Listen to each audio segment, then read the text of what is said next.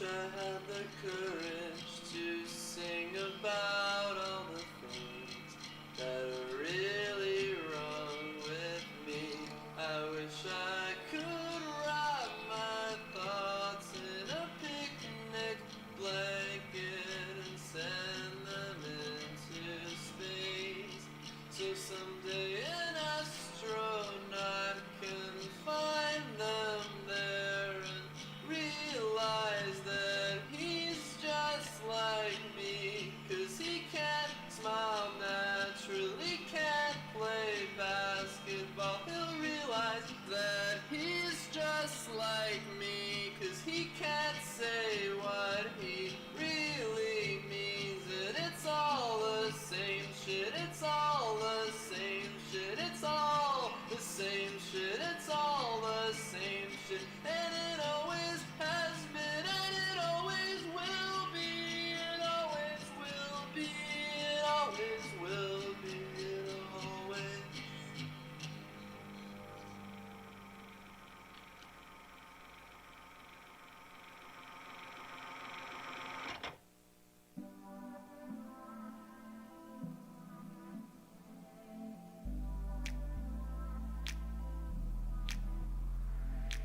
We got so much time, chasing morning light, nothing on my mind, baby.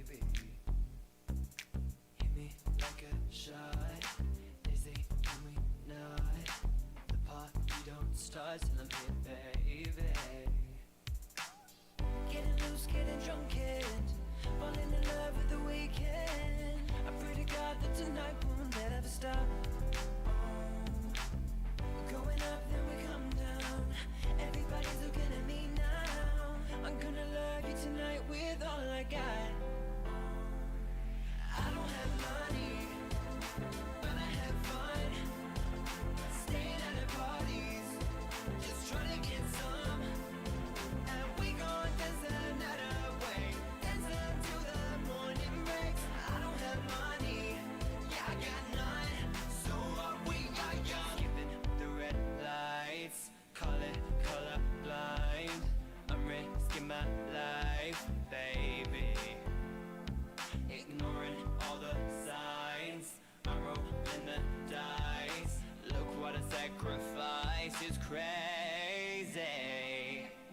Getting loose, getting drunk, and falling in love with the weekend. I pray to God that tonight won't ever stop. Going up, then we come down. Everybody's looking at me now. I'm gonna love you tonight with all I got. I don't have money, but I have fun. Staying at the parties, just trying to get some. And we gon' dance the night away, dance until the morning breaks. I don't have money, yeah, I got none. So we are young, so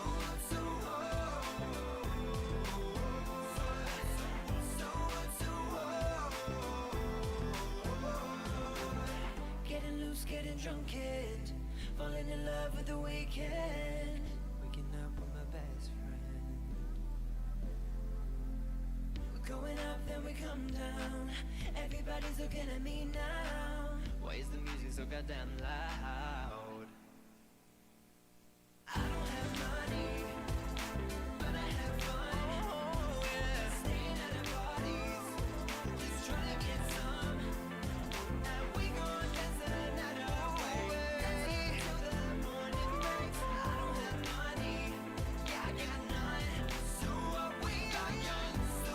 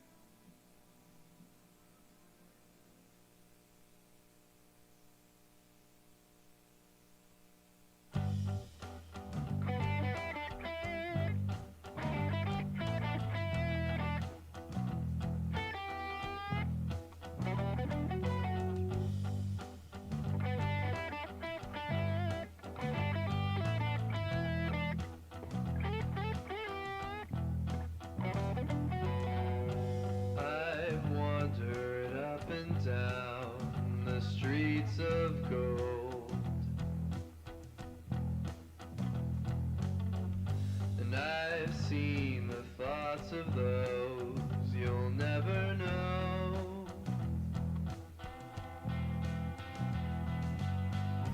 I carry wisdom that you can't ignore. I'm not a prophet, no, but I've seen my words unfold before.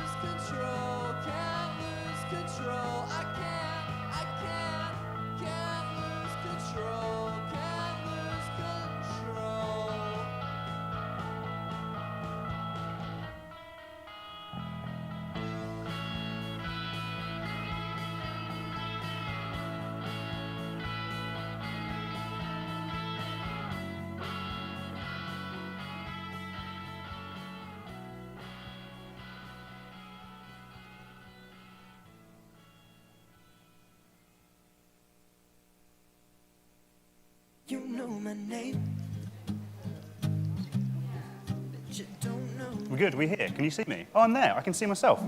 Hello, good evening. Good evening, people of the Junction. Yeah, thank you. Hi there. Hello. Hello, people in the computer. Hope you're well. My name is Lewis. Hopefully you know me. If you don't, but hopefully it'll be fine. We're here to do a quiz. Wheels of Fortune is the name of that quiz. But hopefully it'll be fine. We're here to do a quiz. There's my voice. I don't need to hear that. We're going to raise some money. We're going to answer some questions. We're going to raise some money for a very good cause, for our friend Irving. He's trying to get a new wheelchair. It's an important cause. Hopefully we can raise money for it. People are in the chat. They say hi. Hi to all of them. And also we've got people in the room tonight. We've got 3 teams who are looking to do well. They've got laptops. They're very fancy. They're all Apple. Clearly these people are paid very well in the arts industry. They're here to make some money. Jack Swindlehurst says, feels weird that it's not Thursday and we're not clapping with the NHS. True. Normally I do a quiz on a Thursday, but here we are on a Wednesday night. And we've given up clapping the NHS. We've decided that just doing nothing for them is better. But hey, we'll see about that. Let's just wait for people to get here, to stroll in. We're going to be raising some money, as I said, and we're doing that by questions. If you want to donate some money, you can do that. There's a link below in the description. You'll also find in that description some links, and that's how you'll be answering the questions this evening. 5 Google forms. Write the information in there, answer the questions, and the answers will come through to us. We'll add them up, and like most quizzes, whoever has the most points wins. It's that sort of quiz. Who else is here? Laura Matthews says hello. Moldog says, all right, Lou Dog, that's nice of her. And Phil Weaver says live studio audience. That's correct, Phil. There is a live studio audience, correct. They could be more live, we'll see. We'll see how many drinks they've had. Let's see about that. But I probably should just fill for a couple of minutes before we, should I? I don't know, we'll see. The main difference between, there's the chat. You can see the chat in the video, it's very good. The main difference between tonight and normal quizzes that you might have seen me do is that we have technical assistance this time. It's very impressive. There's multiple cameras. Do you want to show some of the other cameras, sorry? There's a bit of a delay. There is a delay, but it's fine. We'll wait for it. There it is. There's the people in the audience. Give a cheer to the audience. They're loving it. They're having a great time. And we've got Irving, who's up here with me. How are you, Irving? Good. Good. You looking forward to the quiz? Yes. You gonna have some fun? Yes. Good. One of the rounds tonight is Irving's round. He's written some questions for us. He's going to be reading those. That's going to be round 3. We'll get to that. That's the best round. He's done better than me. This is the first quiz he's written, as far as I know, and he's done better than me. But we'll see. We'll see. But let's first look at how the quiz works. I'm going to move this over here, and very excitingly, I have a clicker. I don't even need to be here anymore. I've got a clicker. I can move around. Can we see me moving around? I'm going to move on some of these. There's loads of cameras. I'll do this. It'll be fine. There I am. Look, I'm moving in and out of shot. Now I'm behind Irving. He's looking at me. We're having a great time. We'll be fine. It'll be totally fine. This is already going better than the last time I did a quiz on this stage where I was more drunk than I am this evening. I don't remember it. These people do remember it. That's why they're laughing like that. And I hope they never tell me what happened, because it sounds awful. It really sounds awful. But anyway, here's how it works. It's a quiz. There's 5 rounds. There'll be 10 questions in each of those rounds. For every question you get correct, you'll get 1 point, standard. Apart from something later on. But I'll get to that. That's not for a while yet.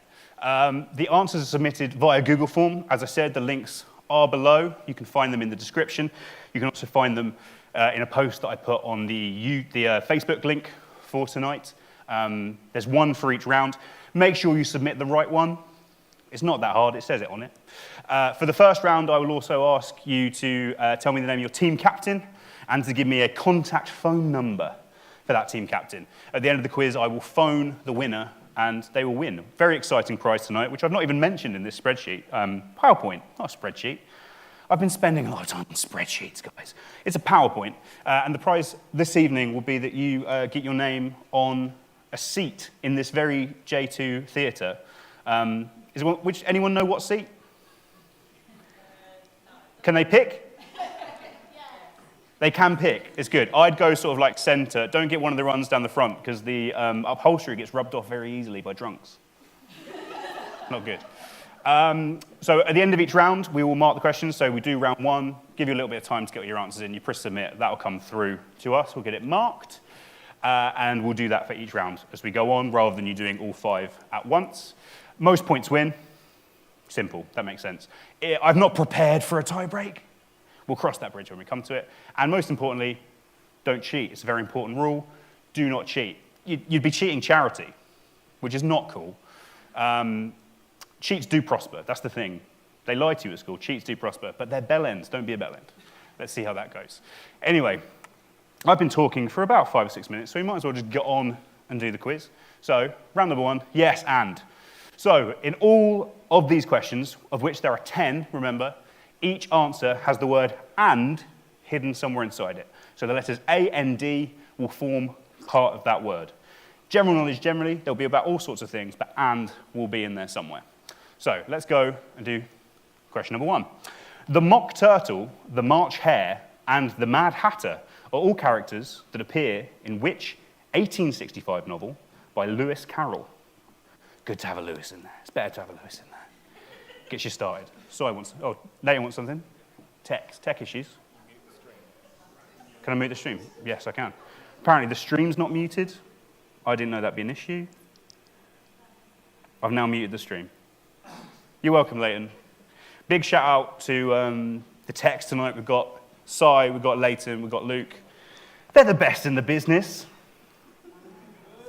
I mean, as far as I know, I've only ever worked here in terms of technicians, but they're very good. So that should be fine. Yeah, it'll be fine. Anyone in the chat? Who have we got? Alice Clifford, she says, hi, Lewis. My mum says, hello, Lewis. She's still not changed her surname. Vanda says, hello. Matt Berman says hello. We have to be nice to him. He's in charge here. Tom Ive says hi. Emma says hi. Daryl. People from the Blue Moon. Hi to the Blue Moon. Great pub. Jack says, I'll have a Lewis, please, Carol, which is lovely. Lovely bit of business. Lovely bit of business. So that's question number 1. The Mock Turtle, the March Hare, and the Mad Hatter are all characters that appear in which 1865 novel written by Lewis Carroll? Of course, he chose to be a Lewis. His real name is Charles Dodgson. It's a better name, Lewis. Go for it. Here's question 2. I've got to click on the wrong bit. I've just scrolled down on YouTube. That's no good for anyone. Question 2. Better. Which actress who made her film debut in Mean Girls, what a movie, is probably best known for playing Sophie in Mamma Mia and its sequel? Which actress who made her film debut in Mean Girls is probably best known for playing Sophie in Mamma Mia and its sequel? That sequel, of course, Mamma Mia 2. Here we go again. A great sequel.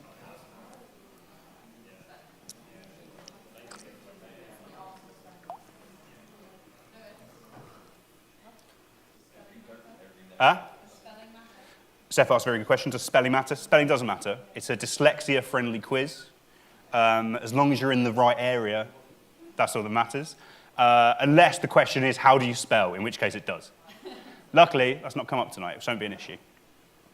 So as long as you can get this woman's name in a very roundabout order, I'll give you the point. Which actress who made her film debut in Mean Girls is probably best known for playing Sophie in Mamma Mia and its sequel? And what a sequel it is. I enjoyed that on Bank Holiday Monday recently. That's question number 2. Question number 3. I've clicked on it, I've done it again. I keep doing it on YouTube. Question number 3. Better. Broadcast between 1958 and 2007, what was the name of the sports programme that was shown on BBC One on Saturday afternoons? Broadcast between 1958 and 2007, what was the name of the sports programme that was shown on BBC One on Saturday afternoons? One of the best theme tunes of all time, I would say, this song.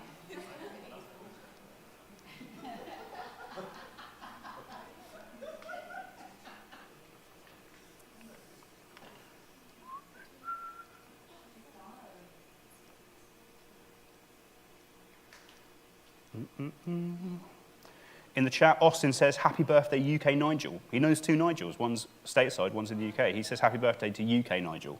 So happy birthday to you, Nigel. Hope you're well. Brenda Matthews says hi. Emma says that she's listening hard into the people in this audience to see if she can hear them confer. So do, you know, just be like real nerds. Share it between each other. If you've not donated yet, the link is below in the chat. We'd really appreciate your donations. The total has really gone up in the last few hours, which is fantastic. We recommend a donation of at least £5 per person. If you want to do more, You can. No one's going to stop you. I mean, let's see, since we got this started, in the last 40 minutes, we've got Josie, she's donated, Rachel Chamberlain, Nikki Buckley, Peter Felden, the team makers Mark, Matthew, Luke, and John, which is Ms. and Daniel et al. Thank you to them. Beth Lacey, Tom Ives, Claire McLeod, Michelle Diath, Anonymous. Anonymous probably because he only gave a fiver, everyone else gave like 20 quid. You've been anonymous because you only gave a fiver, Anonymous. That's embarrassing. Pam Hinton, Jeff Dobbs, Patrick Dowson, Sam Lucas, thank you to all of them. Izzy Ryder, Jack Swindlehurst, Chris Woods, he's in the room and he still did it. And Colin Ravo, thank you to all of you. Keep donating, it's an excellent cause. We're going to learn more about that soon. I'm looking forward to that bit. So that was question number 3, name that sports show on Saturday afternoons on BBC One between 1958 and 2007. Question number 4, based on the Stephen Sting, that's a different guy, Stephen King short story. Beth gave me too strong a drink, guys. I've not eaten, it's a mistake. Based on the Stephen King short story, The Body, which 1986 coming-of-age film made a star of River Phoenix. Based on the Stephen King short story, The Body, which 1986 coming-of-age film made a star of River Phoenix. And remember, make sure every answer has the word and in it somewhere, A-N-D. It might be hidden in a word. It's probably actually hidden in a word. I don't think any of these just have and in. That would be boring. B. Lee says, presumably about question 2, Lindsay Lohan, 100%. Landsey Lohan, maybe, she'd work, she's got and in it. Diego says he's missed us all. Great to hear from you, Diego. Diego asks for a quick shout out to those at the pub. Ellie's about to give me her bank deets to buy everyone present around. Very exciting. She's a very generous woman, Ellie. So get those drinks for everyone. Can you get me one here? Because this is nearly out. Make it strong. Thank you. Jack says, R.I.P. River. Pour one out for River Phoenix. So that's question number 4. Based on the Stephen King short story, The Body, which 1986 coming-of-age film made a star of River Phoenix. Question number 5. A polymer invented by chemist Joseph Shivers. What is the US term for the material most commonly referred to in the UK as lycra? A polymer invented by chemist Joseph Shivers. What is the US term for the material most commonly referred to in the UK as lycra? We've all worn it. We've all had a fun time with it on.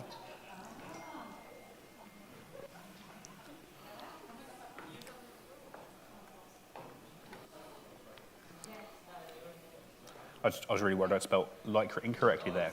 But I've got it fine. I can spell. If anything, I can spell. This double vodka was a bad choice. I feel quite drunk. It's early days. Hopefully we'll get through. Oh, big celebrations over at the middle table. They had it.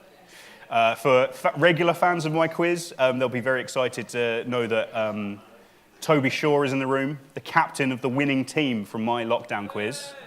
As many of you call him, cheat. Harder for him to cheat this evening. He didn't cheat. It was a lie. People lied. The people that he was with on a team that time were good.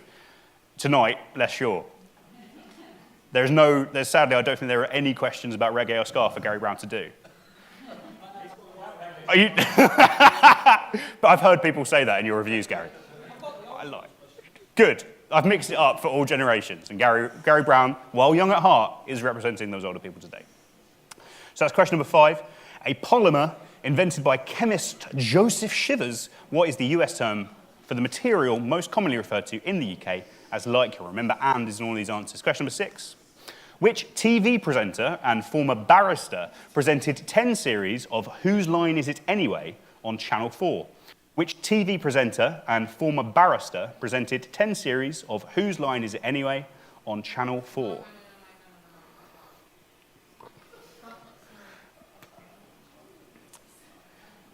For a bit of excitement, then went down in the room. I don't know why that was. In the chat, B. Lee says, can someone post the donation link in the chat? She can't access the description on her phone. If you can do that, please. The more donations, the better. I would do it, but I don't trust myself pressing anything but this clicker.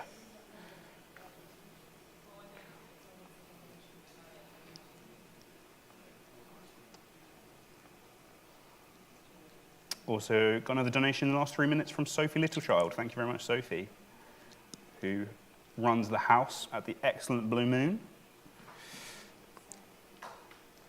Swindle says he's posted the link, which is fantastic. Thank you very much, Swindle. So that's question number 6. Which TV presenter and former barrister presented 10 series of Whose Line Is It Anyway on Channel 4? Of course, that show is about improv, and improv, they say yes and. So it makes sense for the question that we're doing, the round that we're doing here. Question number 7. Which Macedonian king, born in 356 BC, is said to have wept as there were no more worlds for him to conquer? Which Macedonian king, born in 356 BC, is said to have wept as there were no more worlds for him to conquer? There was an audible groan in the room there. I'm not sure. Classics. The people at the Junction who mostly got into their jobs through a love of loud music and recreational drugs don't love classics, which is a shame. It is a shame. Read a book. You've heard of this guy. I've not made it too obscure. You'll be aware of him. I hope.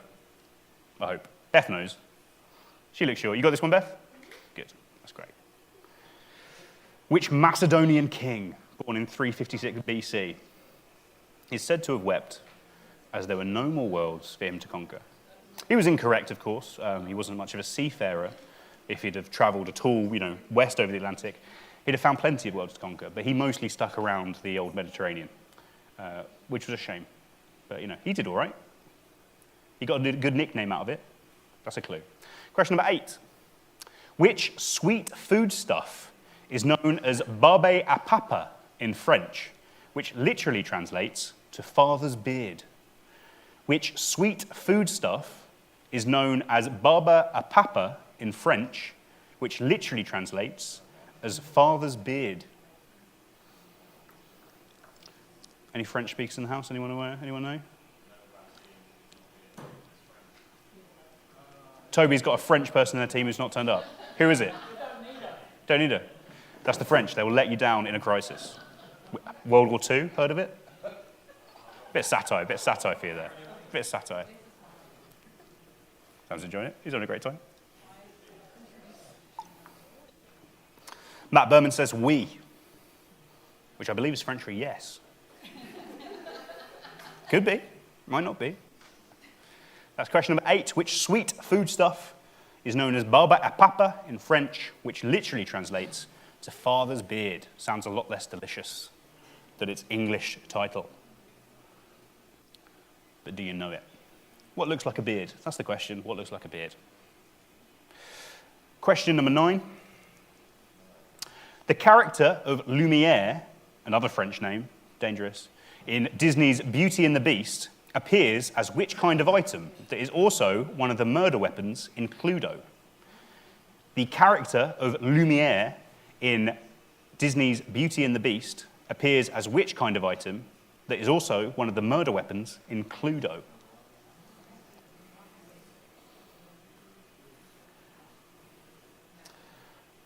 Berman now says, j'ai une barbe aussi. I don't know what that means, Matt. Sorry.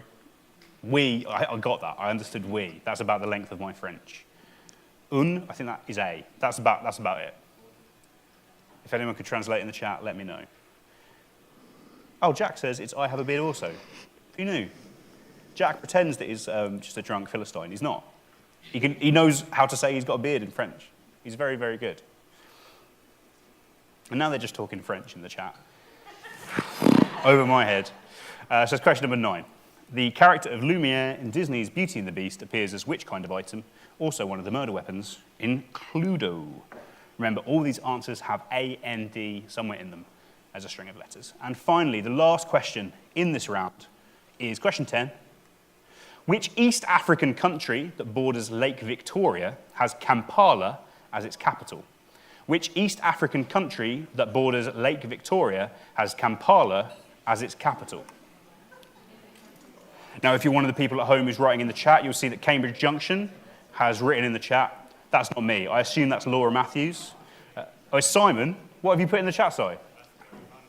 Oh, it's the GoFundMe link. Thank you. I thought you were just... it was Laura putting in some sort of rude GIF because it says GF. But no, GF in this case is for GoFundMe.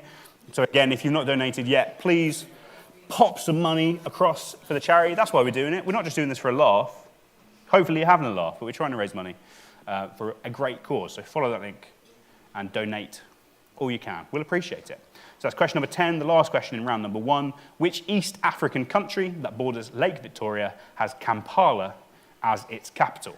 So that is us done for round number 1. I'm not going to repeat any because I can't hear you shouting, repeat this one. If you need any questions repeated, you can just scroll back on YouTube, use the bar at the bottom of the page, click backwards, you can find those questions. Once you've done that, check your answers, double check them. For this round, I would double check that they all have A and D in them. It would make sense, that's the theme of the round. Ensure your team name is, I've written the right, I don't know whether the's there, that's a mistake from me, I apologise, I was tired. But make sure your team name's right in every single one of these rounds, make sure your team name is exactly the same, otherwise it will make it a lot harder for me to work out who has won. So I'd really appreciate that. Get all your information and press submit. We're going to give you about 3 minutes now to work out those answers. I'm going to go around the room here and mingle and see if they need any help with any questions. They probably do. I've met them, I know them. These questions aren't for them. But we'll be back in about 3 or 4 minutes. You'll be hearing some music while we do that. So thank you to Daniel Penner, who is here tonight he's in New York, but he's online watching the quiz, for donating some music, and also to Adam Evans, who donated some music for free to help us this evening. So thank you to them. We'll go for a little break now, and we'll be back here in a couple of minutes' time. Thank you. Better or for worse, I'll give you every moment of my every night. Keep hold of your heart if you keep holding mine. My every second of my every day. What's mine is yours, isn't that what they say? Forever and always, forever and always, forever and always, forever and always, forever and always.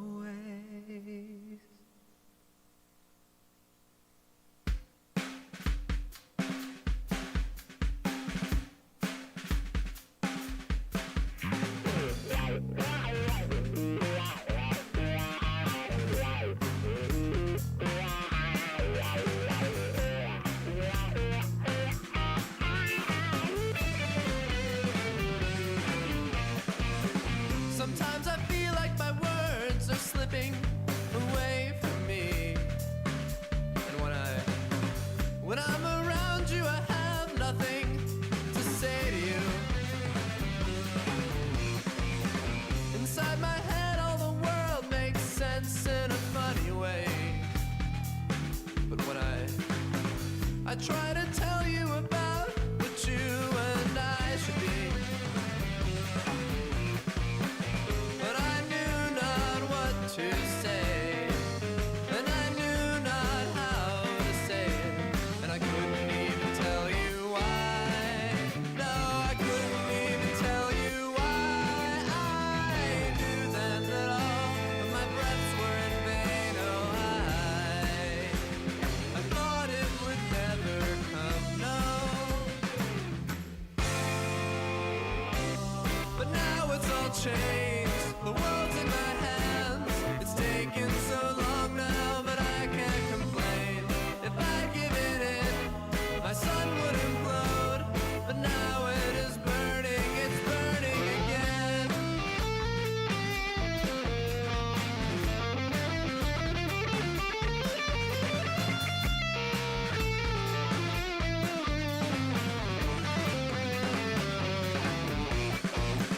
Well, I don't think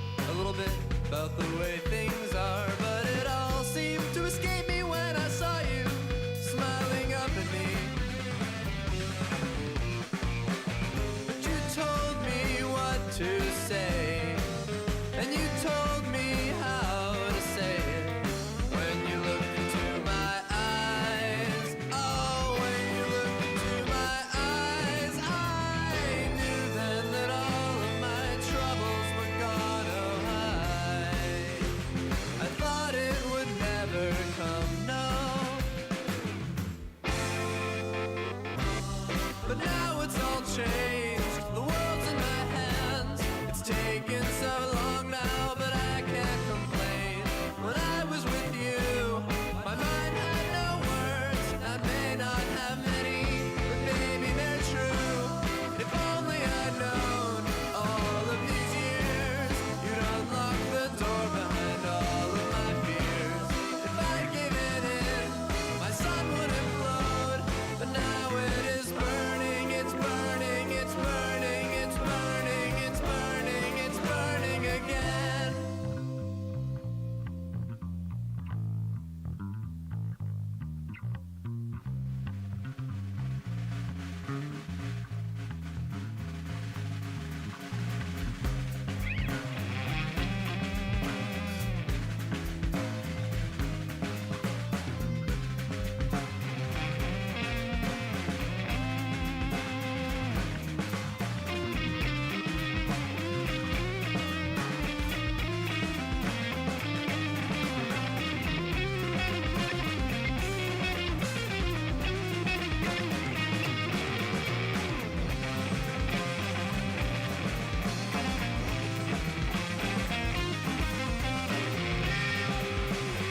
We're in.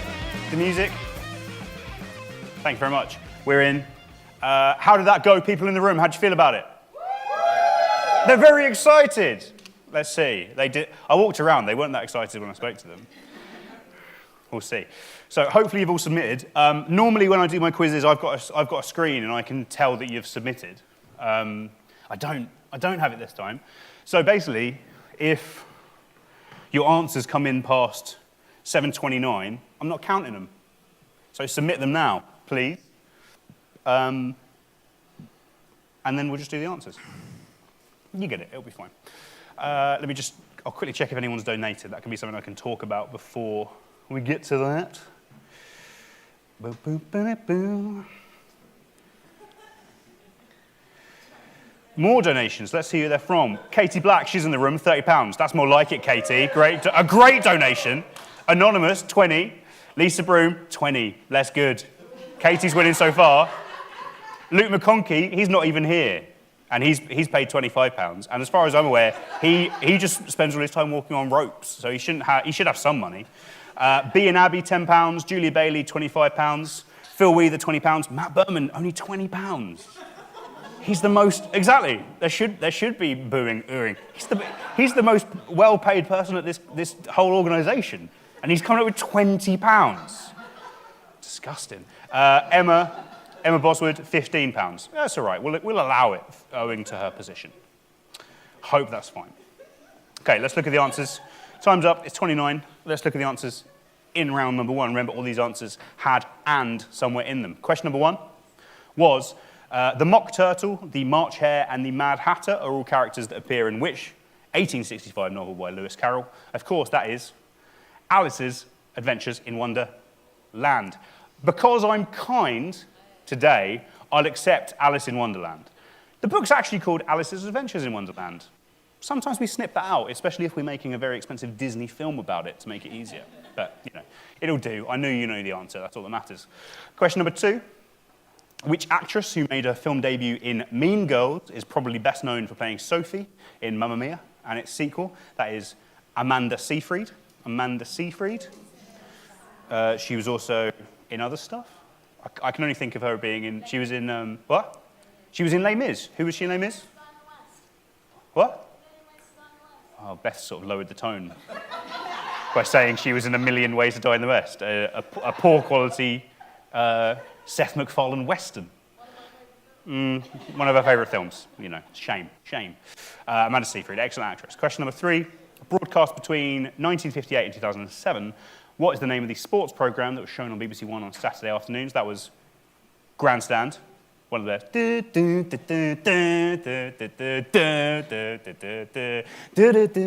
won't do the whole thing. Grandstand. Miss it dearly. Question number four. Based on the Stephen King story The Body, which 1986 coming-of-age film made a star of River Phoenix. That was Stand By Me. Stand By Me. Good film. Very good film. Moving. Oscar nominated. Question number five. A polymer invented by chemist Joseph Shivers, great surname. What is the US term for the material most commonly referred to in the UK as lycra? That is spandex. That name's got a bit more about it, I think. It's got a bit more edge. It's got a bit more pizzazz. It might just be the X at the end, but, you know, it's good. It's a good name. Question number 6. Which TV presenter and former barrister presented 10 series of Whose Line Is It Anyway on Channel 4? I think he also had a chat show where once he famously had an argument with the Bee Gees, which I would do if I had a chat show, because they're annoying. 2 of them are dead now. I wouldn't argue with those ones, but Barry Gibb, I'm coming for you. The correct answer is Clive Anderson. Question number 7. Which Macedonian king, born in 356 BC, is said to have wept as there were no more worlds to conquer? Name another Macedonian king. You can't. It's the one, the only, Alexander the Great, played wonderfully by Colin Farrell in that rubbish film that he was in, Alexander the Great. Question number 8. Which sweet foodstuff is known as barbe à papa in French, which literally translates to father's beard? That is candy floss. Candy floss. Did everyone get that in the room? They did, you know. They know French. Gary Brown is very excited about getting that. The man loves sweets. Question number 9. The character of Lumiere in Disney's Beauty and the Beast appears as which kind of item that is also one of the murder weapons in Cluedo? That, of course, is a candlestick. A candlestick. Though I think in Cluedo, the candlestick is like a single candle, whereas Lumiere is like a 3-candle candle, because then he has arms. Very clever. And question number 10. Which East African country that borders Lake Victoria has Kampala as its capital? I know you're all African geography fans. I know you got the answer. The correct answer, of course, is Uganda. Uganda. So well done, everyone there. I hope you sent your answers over correctly. I'm sure you did. So that's the end of round 1. We'll be moving on to, as normal, round number 2. It makes sense. And that is Answer Smash. Junction bands. Exciting. So if you've done one of my quizzes before, or if you've seen Richard Osman's House of Games, which I lovingly stole this from, the round works like this. I'm going to give you a picture. All the pictures in this instance are bands who have at one point in the last 30 years played at the Junction, where I am right now, where Irving is right now. He's right there. You can't see him. Pop him on camera so they know he's here. And he works here, of course, in the end. He's at Total Arts here. So I thought it made sense to do something junction-y for this quiz. So I'm going to show you the picture of a band who have played at the Junction at some point. They're all quite famous, so you should hopefully get them. An example would be this. Some ginger guy. This picture's actually at the Junction. That's over in J1. Some of these I found actual pictures of them playing here, and some of them were too far away in the past, and pictures weren't online, which was a shame. So I'll take a picture of the guy or a band, and you'll say, who's the name of that? So you'll go, obviously, that's Ed Sheeran. So you lock that away in your old brain box. Then you'll see a question, such as, said to be one of the longest words in English, which term means opposing the link between government and church being severed? That's a hard question. They're not as hard as that. But of course, as you all know, that's obviously anti-disestablishmentarianism. We're all aware of that one. So you get the 2 answers and you smash them together, because Sheeran ends with an, anti-disestablishmentarianism starts with an. You put them together into one word, and that becomes Ed Sheeran-disestablishmentarianism. And that's the answer. There are no half points in this round. You need both bits, and you need to smash them together. That's the only way to get a point. If you put Ed Sheeran, anti-disestablishmentarianism, you're getting nothing. You need both, and you need to smash them together to make it work. But hopefully, for some of these, you'll know one half, you'll be less sure on the other half, and you'll manage to put them together and make it work. Katie Black has sworn in the chat. She's so taken by this question. We'll see how it goes. So here's your first example. Hopefully it's an easy one. Some guys there. You're familiar with them. There was a picture of these guys actually playing at the Junction on their first ever tour as a headlining band back in the year 2000. 20 years ago, they performed here, but you're aware of them. Take the name of that band and combine it with the answer to this question. With 155 million sales worldwide, what is the best-selling video game console of all time? With 155 million sales worldwide, what is the best-selling video games console of all time? So you take the first answer, you take the second answer, you push them together, and you get one answer. I'll give you a little hint on this one. There is a number at the end of the answer.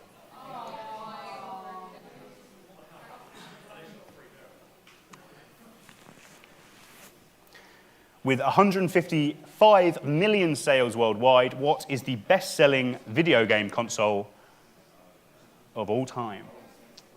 Take the picture, take the answer, smash them together. What's the Some of question, these are harder. Annie? We'll see. We'll see how they go. I think there's a nice mix of groups, hopefully. People in the room, they seem scared of that one. They seem scared of it, but hopefully it'll be okay. Let's move on to question number 2. This band, wonderfully dressed there. I think this picture is from the 1980s, but they played here, I think, early in the last decade, early in the 10s. It's before I started working here anyway, certainly. Take the name of that group and combine it with the answer to this question. Born with the real surname Poffo, which 80s and 90s WWF wrestler went by the nickname Macho Man? Born with the real surname Poffo, which 80s and 90s WWF wrestler went by the nickname Macho Man? One of those guys. Born with the real surname Poffo, which is a great surname. You just imagine that he could use that in a wrestling context, but no, he thought he'd change it.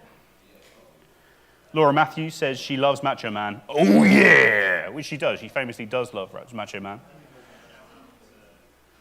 Question was in there slightly as a tribute to her because I know she's such a fan, and she was very helpful with sorting out some stuff for this quiz. So thank you to her. Thank you to all the people that have helped actually for this whole quiz. There'll be more thanks to them throughout the quiz. Beth, couldn't be here without Beth. That's question number 2. Take the name of that band and smash it together with the name of the wrestler who went by the name Macho Man. Question number 3. A harder one. Certainly, this picture is from when they performed at the Junction. You're just seeing the female lead singer of that band there. But I believe this band played the week that I started at the Junction. They were supporting Passion Pit that day. But they went on to have some big hits, both here and stateside. The Mother We Share being a particularly excellent banger. And they have a slightly weirdly spelt name. I'll give you that clue. And combine it with which UK theme park around 12 miles to the southwest of London is home to the Vampire and Dragon's Fury roller coasters. Which UK theme park around 12 miles to the southwest of London is home to the Vampire and Dragon's Fury roller coasters? Excellent roller coasters. Been a long time since I was on either, but I'm a big fan of them both.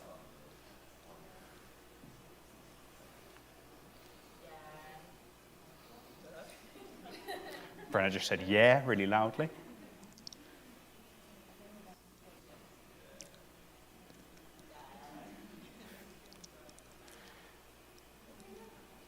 That one seems it's a bit tougher.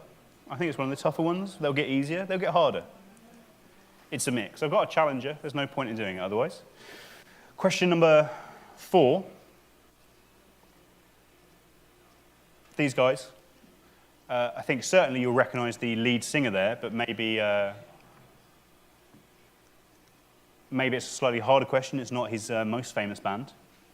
Again, I believe this band played here just before I started. But take the name of that band, take the name of that group, and combine it with which country on the Caspian Sea, bordering Russia and Iran, has the capital city of Baku? Which country on the Caspian Sea, bordering Russia and Iran, has the capital city of Baku?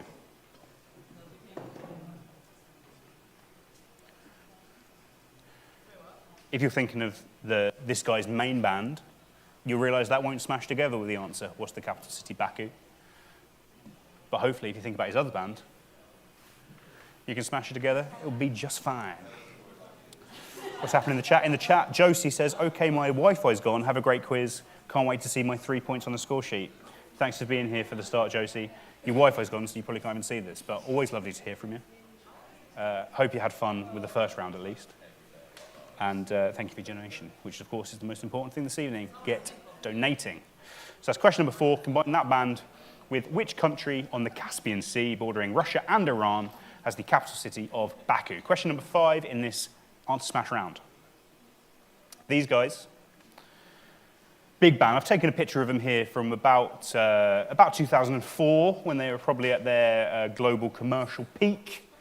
But this band actually played here 10 years before that, when they first got big in the UK. So take the name of that group and combine it with celebrated on the 1st of November. What is the English name for the Mexican holiday known as Dia de Muertos in Spanish? Celebrated on the 1st of November, what is the English name of the Mexican holiday known as Dia de Muertos in Spanish? That holiday was a major plot point in the excellent Pixar film Coco. If you've not seen it, I recommend it. Personally, when I saw it, I thought I'd never stop crying. But I did. I'm here. I'm professional now. I'm not crying. But if I think of Coco too much, I will cry. So I'm going to stop thinking about Coco. I'm going to repeat the question instead. Celebrated on the 1st of November, what is the English name for the Mexican holiday known as Dia de Muertos in Spanish? That's Q numero siete. Do you know it? Hopefully you do. Let's move on to question number 6. These guys, they're sitting down, a little more chill, a power duo, a power rock duo, they happen. Once I worked the box office the day that their tickets went on sale, and all their tickets went and sold within like 2 minutes. And then all people just kept calling all day and wanting to get tickets, and we're like, oh, no, we haven't got any tickets. It was stressful. It was stressful. But take the name of that. They're a Brighton power rock duo. Take the name of that band and combine it with the answer to this question.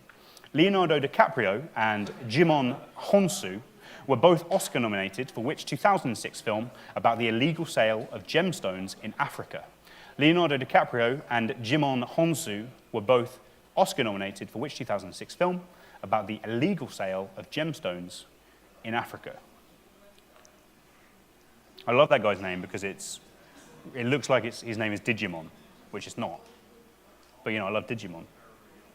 Digital monsters, Digimon are the champions.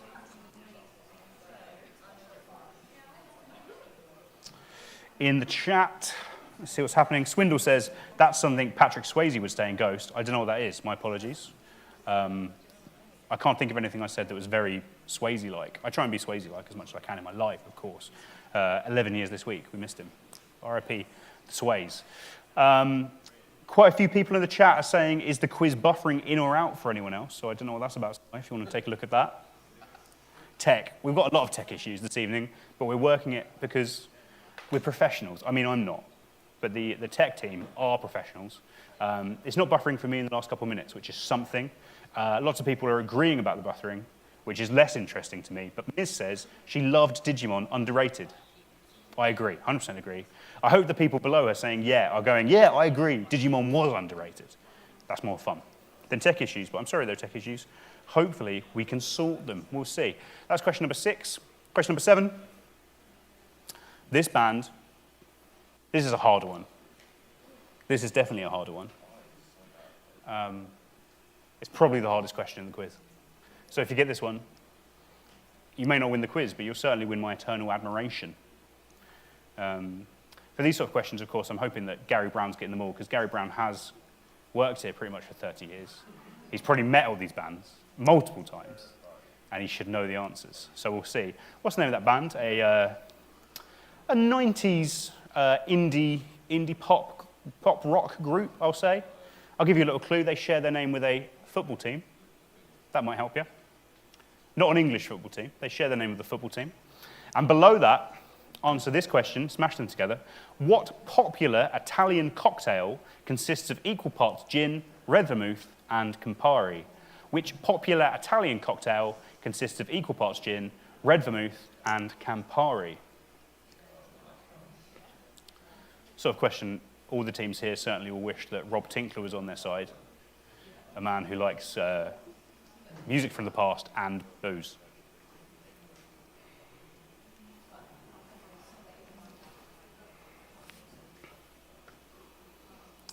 Apparently, B. Lee says, give us 23 extra seconds for us to answer to make up for the buffer time in the alcohol. Good points. I will give you those buffer seconds, don't you worry. I know about the buffer. I know about how it goes. But can you combine those things, that band named after a football team, and the popular Italian cocktail that consists of equal parts gin, red vermouth, and Campari? It's a aperitif. Or is it a digestif? I don't know. I always get the two things confused. I know they're both delicious. That's what that matters. Question number 8. This group, this rap collective, important group. I think they've played here within the last 10 years, I think. But certainly a group that's been around since the 80s. That guy famously wore a clock, which if you're going to be famous for anything, wearing a clock is one of the good ones. Wearing a watch, boring. Wear a clock. But what's the name of that group? And combine it with Tom Anderson was the creator and public face of which social media website that served 100 million users a month between 2005 and 2008, at the time making it the biggest social media website in the world. Tom Anderson was the creator and public face of which social media website that served 100 million users a month between 2005 and 2008. As a little clue, I'm going to do an impression of Tom Anderson. Does that help?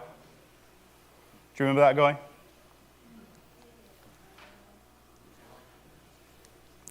Who is he? Put them together. Take the name of the group, take the name of the site, put it together, give us the answer. Lewis Anderson says, great name. I don't know what he's saying great name about, but I'm glad you enjoyed it, Anderson, as always.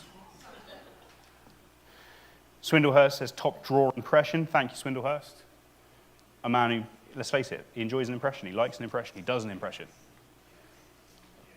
So take the name of that group and combine it with Tom Anderson was the creator and public face of which social media website that served 100 million users a month between 2005 and 2008. Let's move on to question number 9. This group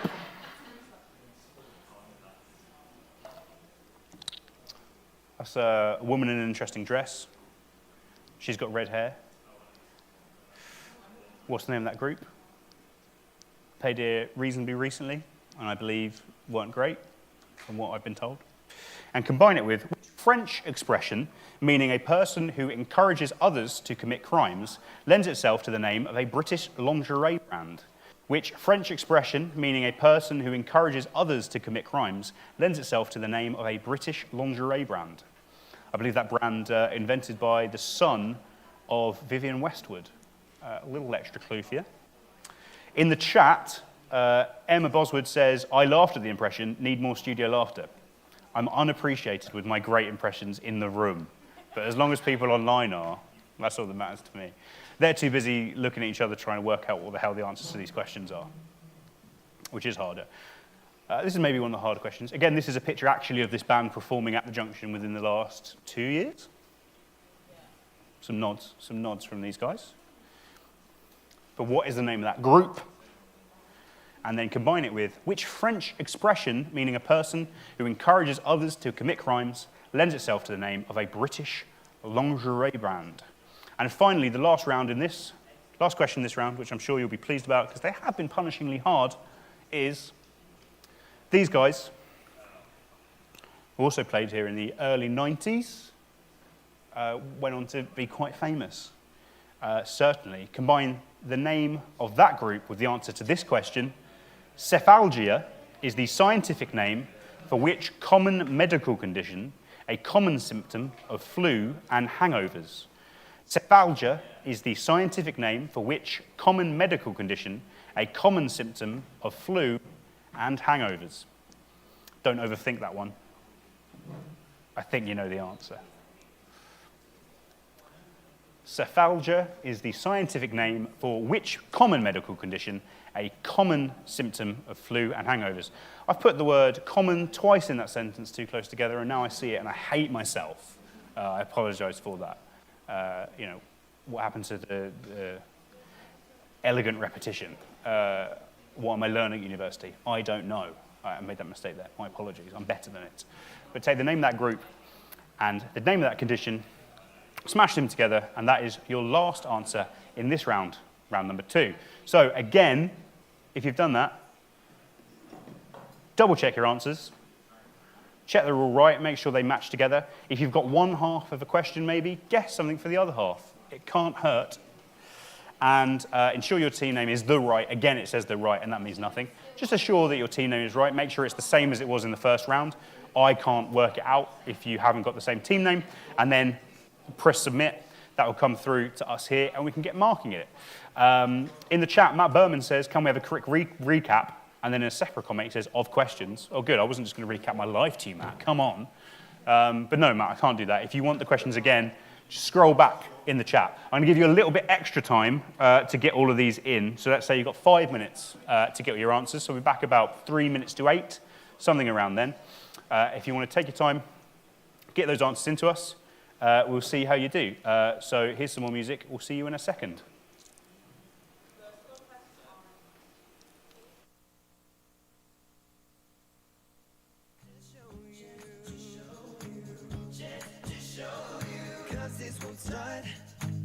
If the real me doesn't shine through, so won't you notice me? How much more obvious can I be? Whoa, look and see, you're the only one I need. When you're walking past me, don't look right through me. Need you to look real deep. Notice me. How much more obvious can I be? Whoa.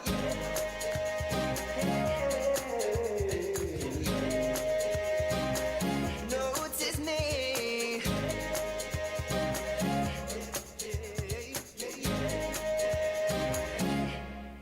So won't you notice me? How much more obvious can I be? Whoa, look and see, you're the only one I need.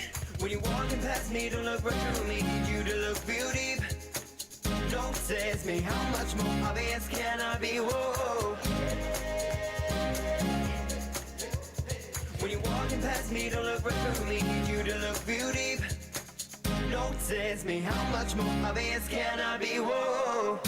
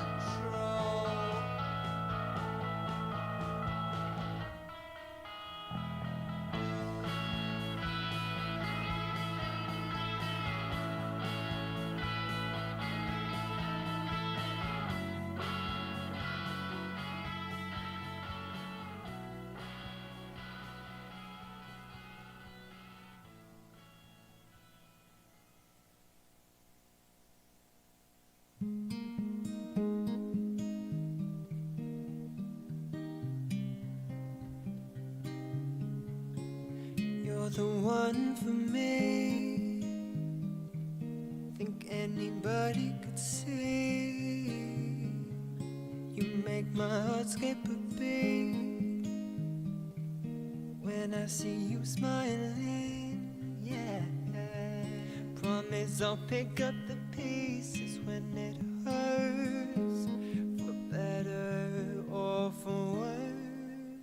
I'll give you every moment of my every night. I'll keep hold of your heart if you keep holding mine. My every second of my every day. What's mine is yours, isn't that what they say?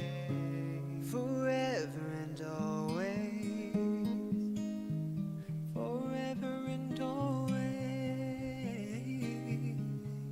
My heart beats only for you. There's nothing in this world that I wouldn't do for me to stay next to you after all we've been through. Promise I'll pick up the pieces when it hurts, for better or for worse. I'll give you every moment of my every night. I'll keep hold of your heart if you keep holding mine. My every second of my every day. What's mine is yours, isn't that what they say?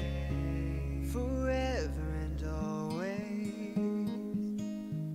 forever and always, yeah. Promise I'll pick up the pieces when it hurts, for better or for worse. I'll give you every moment of my every night. Keep hold of your heart if you keep holding mine.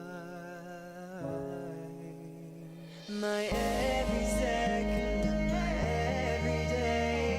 What's mine is yours, isn't that what they say? Forever and always, forever and always, forever and always, forever and always, forever and always.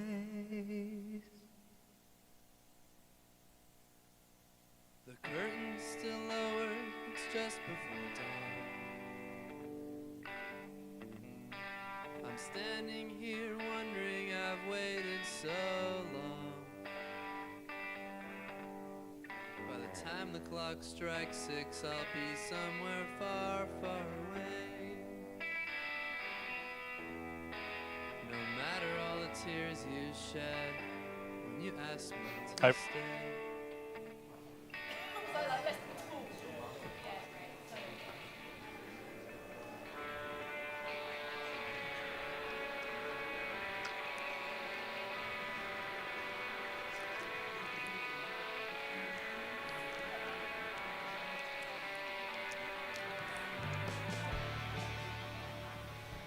I'm back. We're back. We're all back. The quiz is still happening. Gave you a little bit of extra time there because you seem to be struggling. Sorry, guys. Hope you're better. Some great arguments in this room about some of these questions. Very glad to hear them. Some friendships might never recover, to be honest. We'll see. See a couple of people saying they couldn't rewind. I don't know what that is. I can do it on mine. It might be whatever system you're using. Soz if not. You should have got the questions at the time. Let's see what's happening in the donations. Where did I get to? I think I got to Emma last. So Anonymous, 10. Thank you, Anonymous. He's done loads of different donations tonight. Steph's done 10. Thanks, Steph. Another one for Anonymous, 5. Aaron Parks, 20. Paul Bailey, 25. Gavin Dent, a big 50. Thank you very much, Gavin. Big respect for Gavin in the room. Another 5 from Anonymous, and then £100 from Lindsay House, which I assume is just you. It's Brenna. It's Brenna's mum.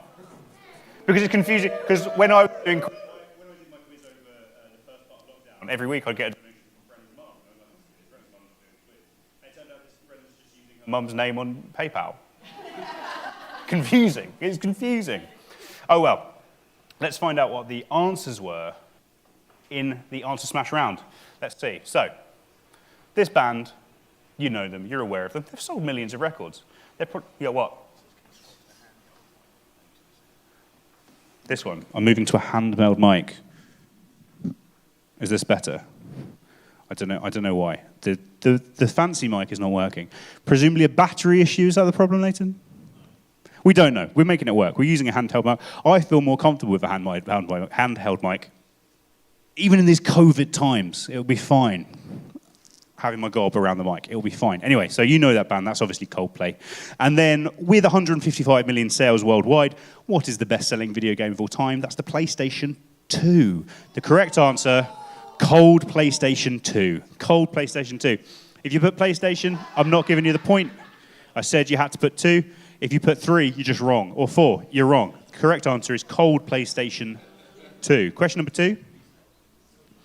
This band from the 80s, some superb looks. They don't look like this now, mostly because they've had so much work done. John Taylor looks insane now, to be honest. That is Duran Duran. And born with the real surname Poffo, which 80s and 90s WWF wrestler went by the nickname Macho Man, that was Randy Savage. The correct answer, Duran Durandy Savage. Duran Durandy Savage. In the chat, the band Goldblum says, your voice is so full and bassy now. It always was. That's just the microphones. I'm a full and bassy guy. But thank you for the compliment. Anyway, so that's number 2, Duran Durandy Savage. Question number 3. This band, there was some controversy in the room. One team put Adele Legoland. Adele Legoland. It's clearly not Adele in any way. That's mad. The correct, it's the Glasgow-based synth pop trio Churches. Written Churches, of course, with a V instead of the U, but it's Churches. And the UK theme park that's home to Vampire and Dragon's Fury roller coasters is Chessington World of Adventures. The correct answer, Chessington World of Adventures. Chessington World of Adventures. Very happy with that one, big fan of that. Number 4. Of course, that's Damon Albarn. You knew that was Damon Albarn. But it's obviously not Blur, because that's not, Alex James or anyone. That's just some guy pretending to be a sailor. And so that means that it's not that band. It's actually Gorillaz, who played a gig here in about 2011, which I heard was fantastic, before they headlined Glastonbury, I think. And the country on the Caspian Sea that borders Russia and Iran, that has the capital city of Baku, is Azerbaijan. The correct answer, Gorilla Azerbaijan. Gorilla Azerbaijan. Very happy with that one. Number 5. That band, one of the ultimate pop-punk trios, had their biggest hits in about 2004 with their American Idiot album. They were here 10 years before that. That is Green Day. And celebrated on the 1st of November, what is the English name for the Mexican holiday known as Dia de Muertos? That is Day of the Dead. The correct answer, Green Day of the Dead. Green Day of the Dead. That's the answer number 5. Question number 6. Maybe another harder one here. If you ever listen to Radio X, all they play is this band. It's just riffs. It's riffs left, right, and center. But that is Royal Blood. And Leonardo DiCaprio and Jimon Honsu were both Oscar nominated for the film Blood Diamond. The correct answer, Royal Blood Diamond. Royal Blood Diamond. Question number 7. This group, definitely, I think this is probably the hardest question, but I know that some people in the room got it, so very well done to them, and well done to any of you out there on the internet. That 90s indie band, who take their name from a French football team. It was a French football team. In fact, the most successful football team in the history of French football. That is Saint-Étienne. And the popular Italian cocktail that consists of equal part gin, red vermouth, and Campari is a Negroni. The correct answer, Saint-Étienne Negroni. Saint-Étienne Negroni. Question number 8. This group, this collective, one of the best. If you accidentally put one of the other great rap hip-hop collectives of the 80s and 90s, shame on you. It's not NWA. It's not the Wu-Tang Clan. It's Public Enemy. And Tom Anderson was the creator and public face of which social media website? Of course, MySpace. It was MySpace. Public Enemy MySpace. Public Enemy MySpace. That one doesn't scan as well, but it looks great. Question number 9. Again, a harder one maybe because of the picture. But it's the group, of course, they're best known, as we all know, for singing the theme tune to the excellent James Bond movie, The World Is Not Enough. Pierce's 3rd film in the role, not his best. Tomorrow Never Dies, of course, is his best. But that band there is Garbage. Were they garbage when they played? They were. Consensus in the room was that absolutely rubbish. And I'm sure people paid £30 for it. But that band is Garbage, and the French expression meaning a person who encourages others to commit crimes that lends itself to the name of the British lingerie brand is agent provocateur. So the correct answer, garbagent provocateur, or agent provocateur. Garbage provocateur. And number 10, hopefully an easier one to end. That band, of course, they'd have played here back in the Pablo Honey days. They've had many very successful albums since. That is the band, I forgot their name, Radiohead. I got there, it's important to remember. And I told you not to overthink it, but if you did, you might have got one of these. Cephalgia is the common name, scientific name for the common medical condition, headache. The correct answer, radio headache. We've all had those. So hopefully those have been sent through to me. I'm going to get those totted up in the halftime break. What's happening in the chat? Jack Swindlehurst has written public enema. Weird. It's the sort of thing you'd say. Daryl Wrightset's written Lewis in all caps. I don't know why. I don't know what he wants. Scares me when people say my name's in all caps. But Austin says, in all caps, get in with the random football team name guess. Well done, Austin. That's a fantastic guess. Sometimes you got to guess. Quizzes are mostly guessing, and that's mostly what they're doing in this room tonight. So anyway, that's the end of round 2. It's on to round number 3, which is the most special round of this evening. It's the round that Irving has written all the questions for, and he's going to be presenting those questions for us. But first, we're going to watch a little video that has been made very well about his life and about his condition. So let's take a look at it now. Hopefully this is going to work. We'll see. Hi, I'm Irving. I'm 23 and I have quadriplegic cerebral palsy. My name's Sean. I'm the father of Irving. I've got a sister and I've got a twin brother and I've got a younger brother. It's just like a normal family. They argue, they have fun, they support him. It's nice to see him how he's progressed as he's growing up. When we got told he was going to be disabled, you know, we had a lot of, I think it was all going to be quite negative and not a good future, but, you know, he's been full of life, full of joy he's brought to us. And, you know, he's great, yeah. Quadriplegic cerebral palsy, it affects all my 4 limbs. I can't walk. I've launched a GoFundMe campaign for my new wheelchair. It's got a standing position, which helps my circulation. Irving's is now a wheelchair, is 7 years old. It's deteriorated, so the standing function hasn't worked for quite a while, which is really important, especially for his stretching out and that. If he could never do that, it also doing that, it affects his, you know, his breathing. It's like a domino effect on everything. It's quite frustrating that he can actually, his health will go backwards if he doesn't get a wheelchair like this. I work as a steward in the junction, talking to customers, checking their tickets. If I'm able to go in the standing position, then I can talk to customers. Because sometimes when people are talking down to him, it's not very good. I don't exist to some people sometimes, but they would talk to my dad instead. I don't think it's their fault, because they feel so awkward around disability that they're scared to say the wrong thing. And sometimes when you're scared to say the wrong thing, you'd rather not say anything, so you better just keep your mouth shut. Sometimes, as a parent, you projecting, thinking that, oh, he's in a wheelchair, oh, it must be really bad. And he's like going, you know, you said to me, I don't know any different. And so it's like, I'm happy, you know what I mean? And you think, and that gives you a lift, you think, well, good for him then, he's happy. I've always wanted to do something arts related, and I've done like things like drama and performing arts and like film studies and film production, and I did a writing and film studies university course in Anglia. In the future, I'd like to write my screenplays. I'm working on a sitcom at the moment.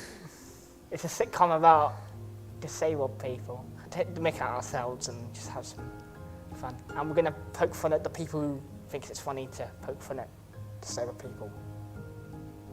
What makes me proud of Irving is The resilience. what makes me most proud of Irving is that he's grown up to be a well-rounded human being, quite, humorous, quite morally caring, a fun person. Comedy and humour is a big thing in our relationship. It is always sort of hard, but sometimes there's a beautiful child and who grows into a fun adult. So there's a lot of joy.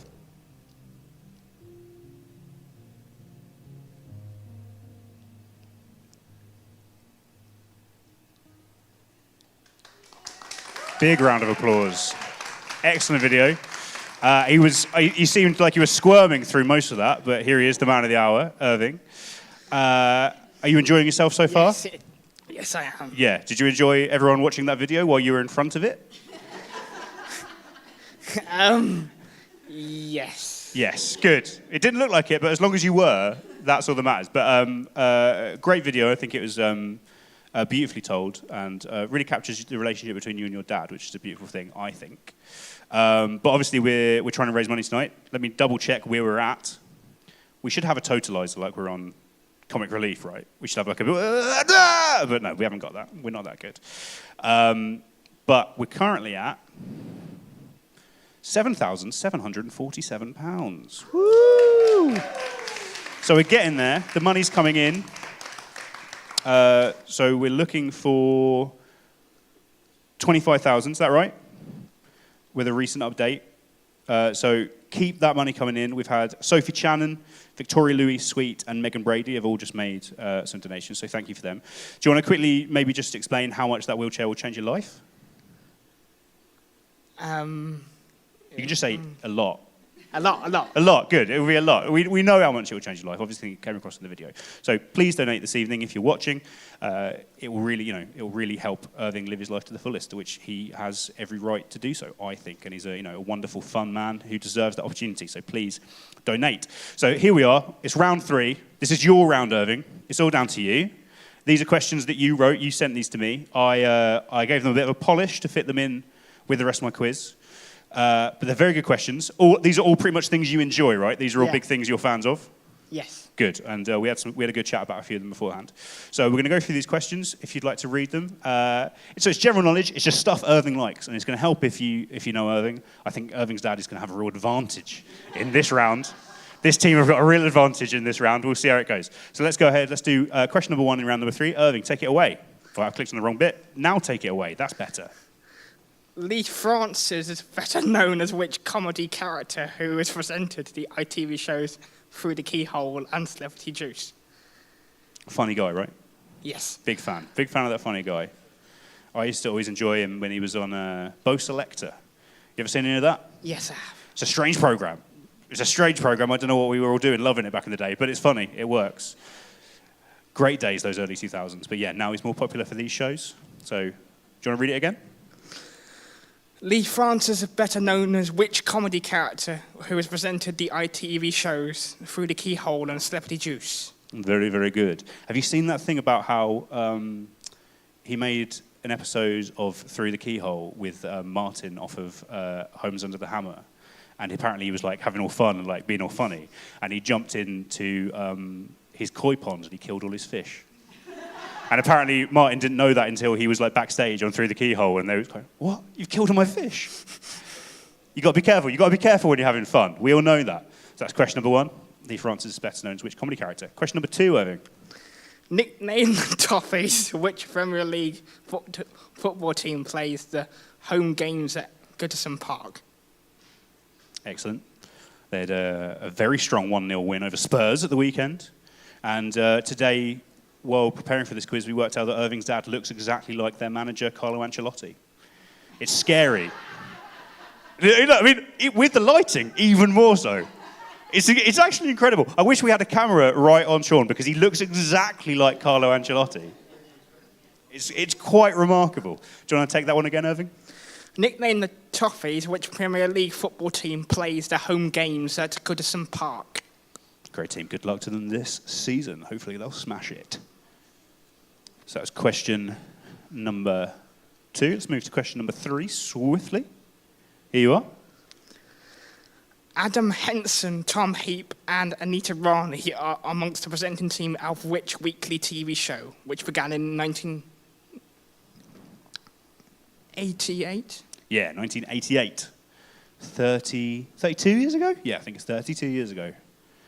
It's a show that's got, I think it's got about 8 different presenters. Some of them more famous than the ones we're seeing on screen, but we thought we'd make it hard for them, didn't we? Adam Henson, Tom Heap, and Anita Rani. Maybe not the household names that some of the other people on that show. Do you want to take it one more time? Adam Henson, Tom Heap, and Anita Rani are amongst the presenting team of which weekly TV show, which began in 1988?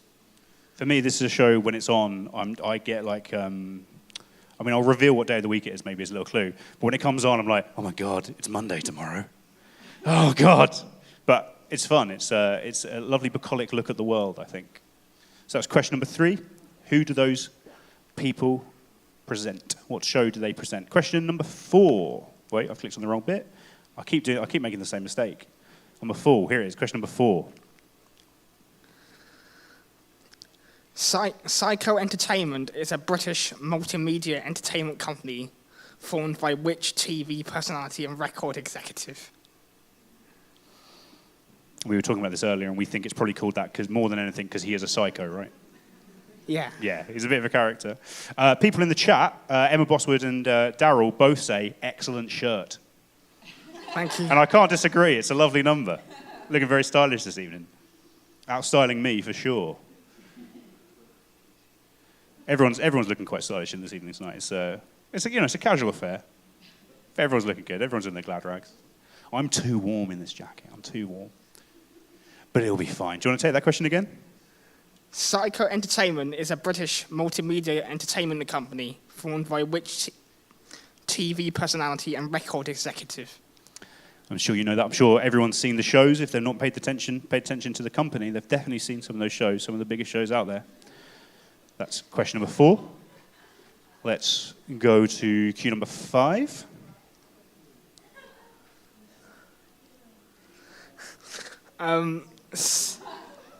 Since the show began in 1963, how many official numbered incarnations of the Doctor have there been in Doctor Who? It's a good question. It's a fantastic question. I was very happy when you sent me this question because it means I have to clarify things to people, which is fun. I have to go, no, you don't have to include Peter Cushing's Doctor from the 1960s films. You don't have to include The Veil Yard. You don't have to include John Hurt's War Doctor.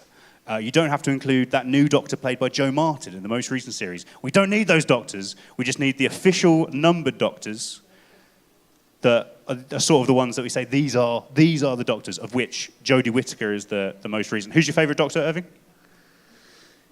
10th. If you had to choose. 10th. Yeah. Tennant. Yeah. He's very good. He's a lot of fun, isn't he? Yeah. He is very good.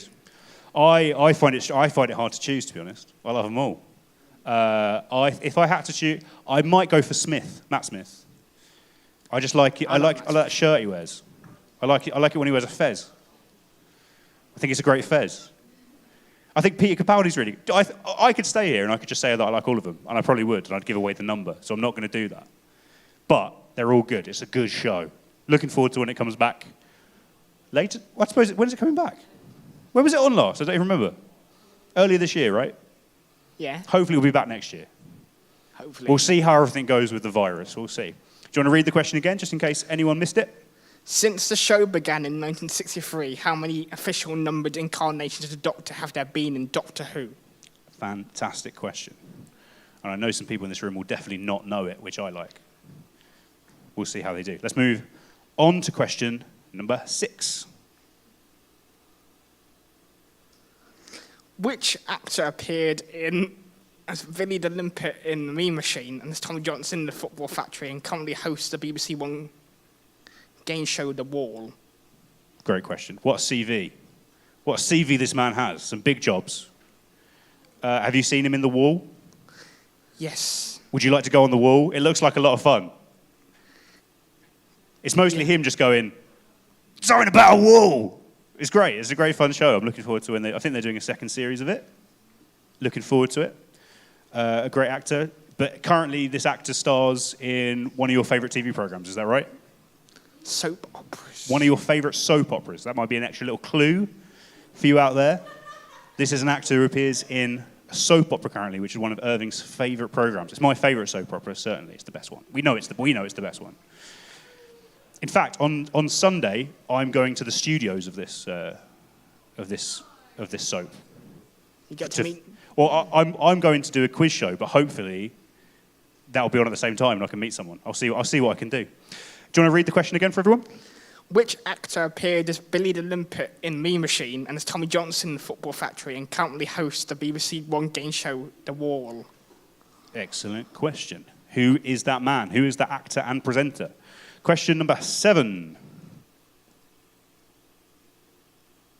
Which, in a reference to her appearance in the film Scarface, Michelle Pfeiffer is mentioned in the lyrics of which Mark Ronson #1?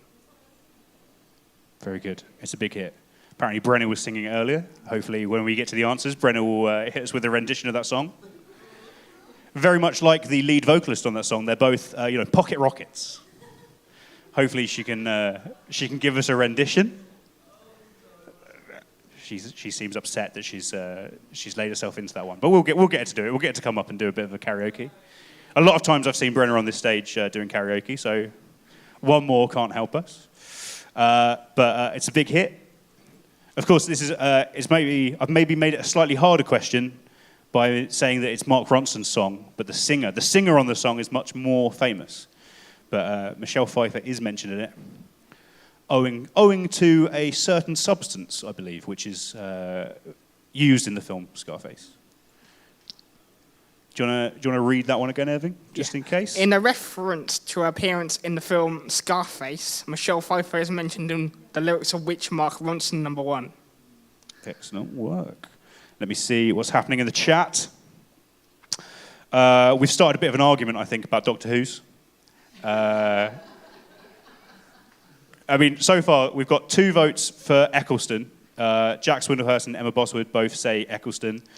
Phil Weaver says Matt Smith all day long. And the band, a whole band, so I don't know how many people are in the band Goldblum, but I assume that the person using their chat is talking for all of them. They say David Tennant is absolutely the best. He wore Converse. Which he did. We can't argue with that. He did wear Converse. Yes. Did that make him the best? Was it just his shoes? Was that the thing you liked about him? Yeah. Just the shoes. He wore the shoes very well. I can't blame you. So that's question number 7. Let's move on to question number 8 in this Irving round. Question number 8. Please go ahead. Matthew Hall is the real name of which former medical doctor and comedian who currently hosts World of TV on BBC Two? Have you seen any of World of TV? Yes, I have. It's very funny, isn't it? I've really enjoyed it. Very, very funny.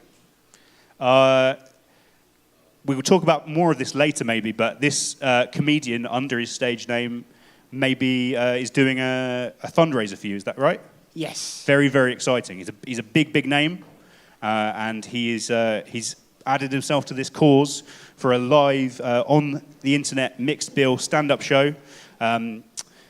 If you've enjoyed this evening that we've had with this quiz, if you find the Wheelchair for Irving Facebook group, you can go on there and you can find updated information about the fundraising efforts, of which there are plenty, and we'll talk about later in the quiz.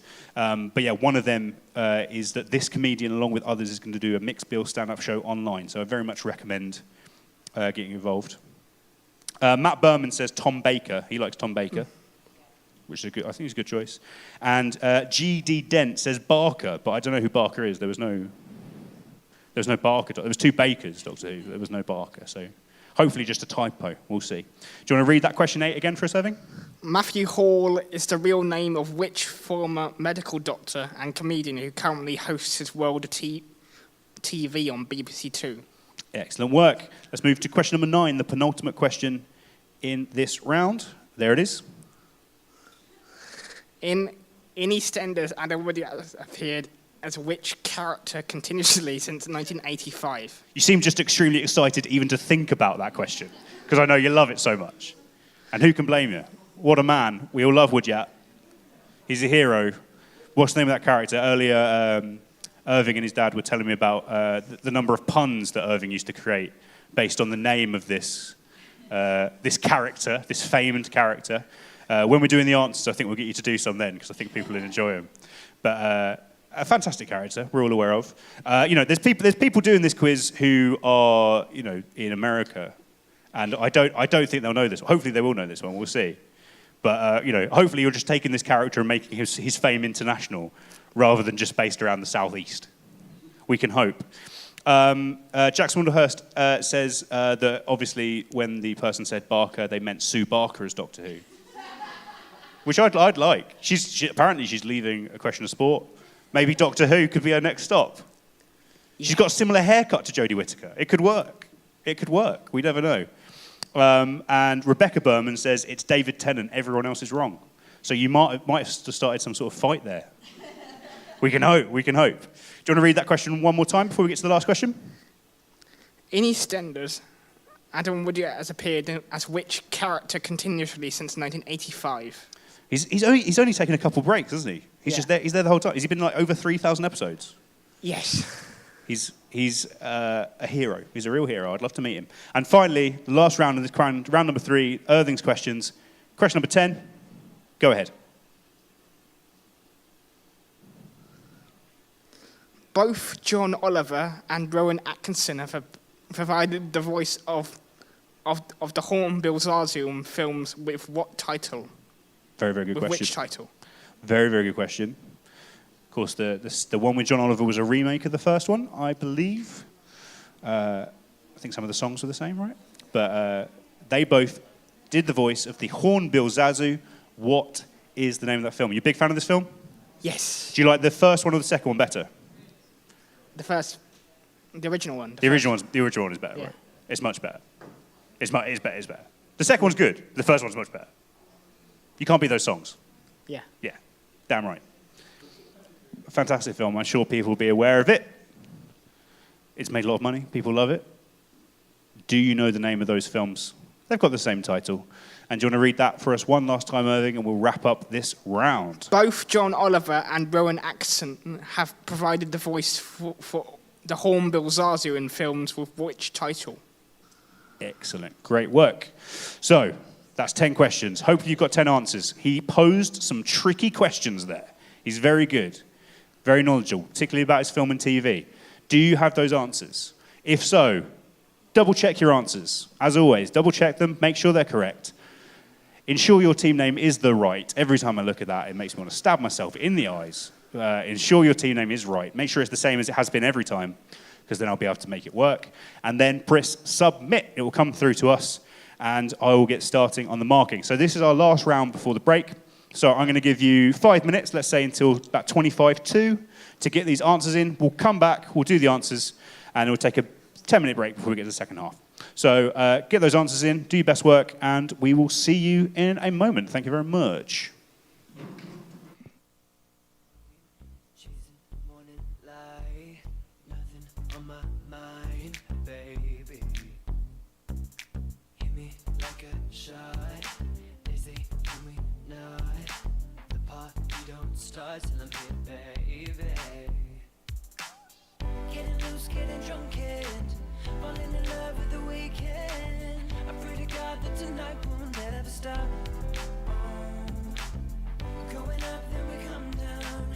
Everybody's looking at me now. I'm gonna love you tonight with all I got. I don't have money, but I have fun. Staying at the parties, just trying to get some. And we gon' dance the night away, dance until the morning breaks. I don't have money, yeah, I got none. So what we got young, skipping the red lights, call it color blind. I'm risking my life, baby. Ignoring all the signs, I'm rolling the dice. Look what a sacrifice, it's crazy. Getting loose, getting drunk, and falling in love with the weekend. I pray to God that tonight will never stop.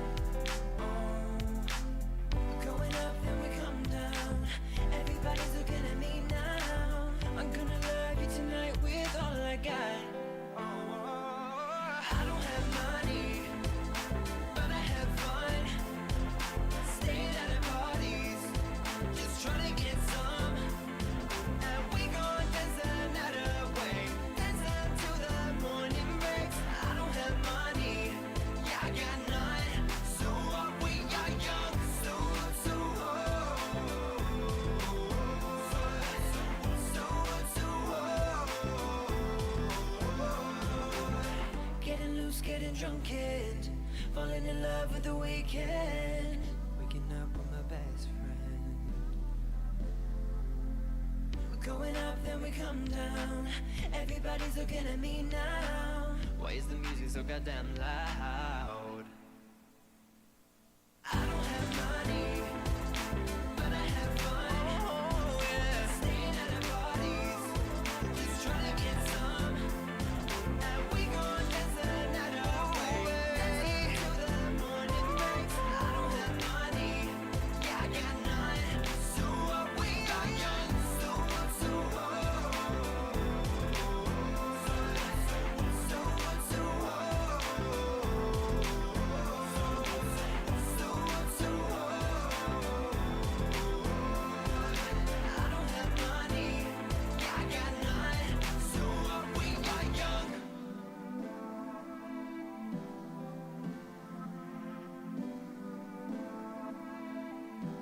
So what, we are young.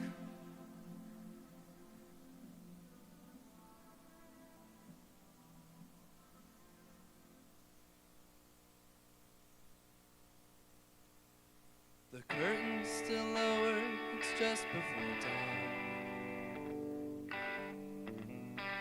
I'm standing here wondering I've waited so long. By the time the clock strikes 6, I'll be somewhere far, far away. No matter all the tears you shed when you asked me to stay.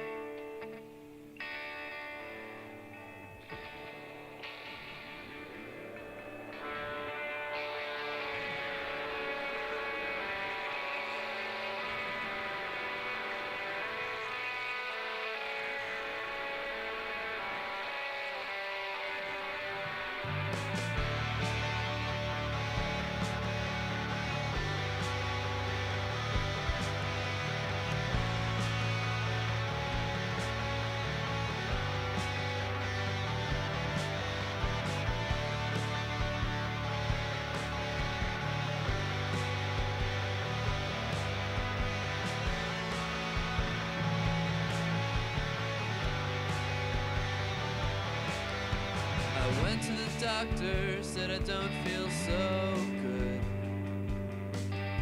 My temperature's high and I'm misunderstood. But he said, son, you know I'm not that kind of doc, but I know just what to do. And if you thought for a second, I think you know it too.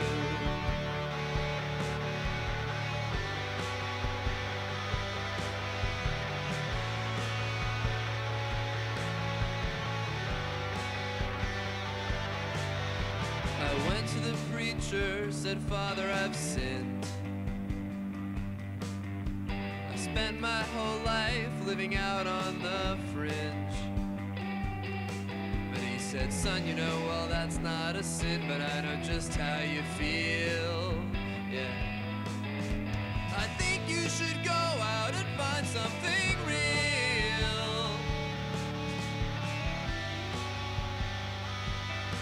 We are back. We are back to do some answers to some questions. People loved the round, Irving. Going around the room, people loved it. And in the chat, Jack Swinnerher says, class questions, Irving. Great job. You did a great job. Fantastic. Thank you very much. So hopefully everyone has submitted. I'm going to do the cut-off at 20:37. So if you've not got them in by then, you're not getting any points for that round. Sorry. A couple of people have said about there being some sort of lag issue, loading issue. Don't know what that's about. We'll take a look at it. Hopefully it's not too bad. You guys out there in the internet might be about a minute behind us, but hopefully it's not too much of a problem. I'll always allow for that. And we've got a little break after this anyway, so it should be okay. So I think we should, now it's 20:37, take a look at the answers in that round. So, question number 1 was, Lee Francis is better known as which comedy character who has presented the ITV shows Through the Keyhole and Celebrity Juice? Irving, what's the answer?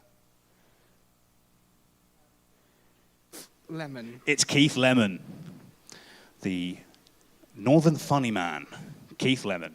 I'm sure some people out there got there. Very popular. He does a lot of work, doesn't he? He's always on telly. Yeah. He's very busy. You've got to respect that. Question number 2. Nicknamed the Toffees, which Premier League football team plays their home names at Goodson Park? Irving, the answer is? Everton Football Club. It is Everton Football Club. Irving should know because his dad doesn't only support them, he manages them. It's a real help when your dad is the manager. But yeah, well done to Everton. I'm hoping for great things from Everton. I've got them in my fantasy. I've got James Rodriguez in my fantasy draft team, and he was great against Spurs at the weekend. So we'll see how that goes. Question number 3 was, Adam Henson, Tom Heap, and Anita Rani are amongst the presenting team of which weekly TV show, which began in 1988, so 32 years ago? The correct answer, Irving, was? Country File. Correct, Country File.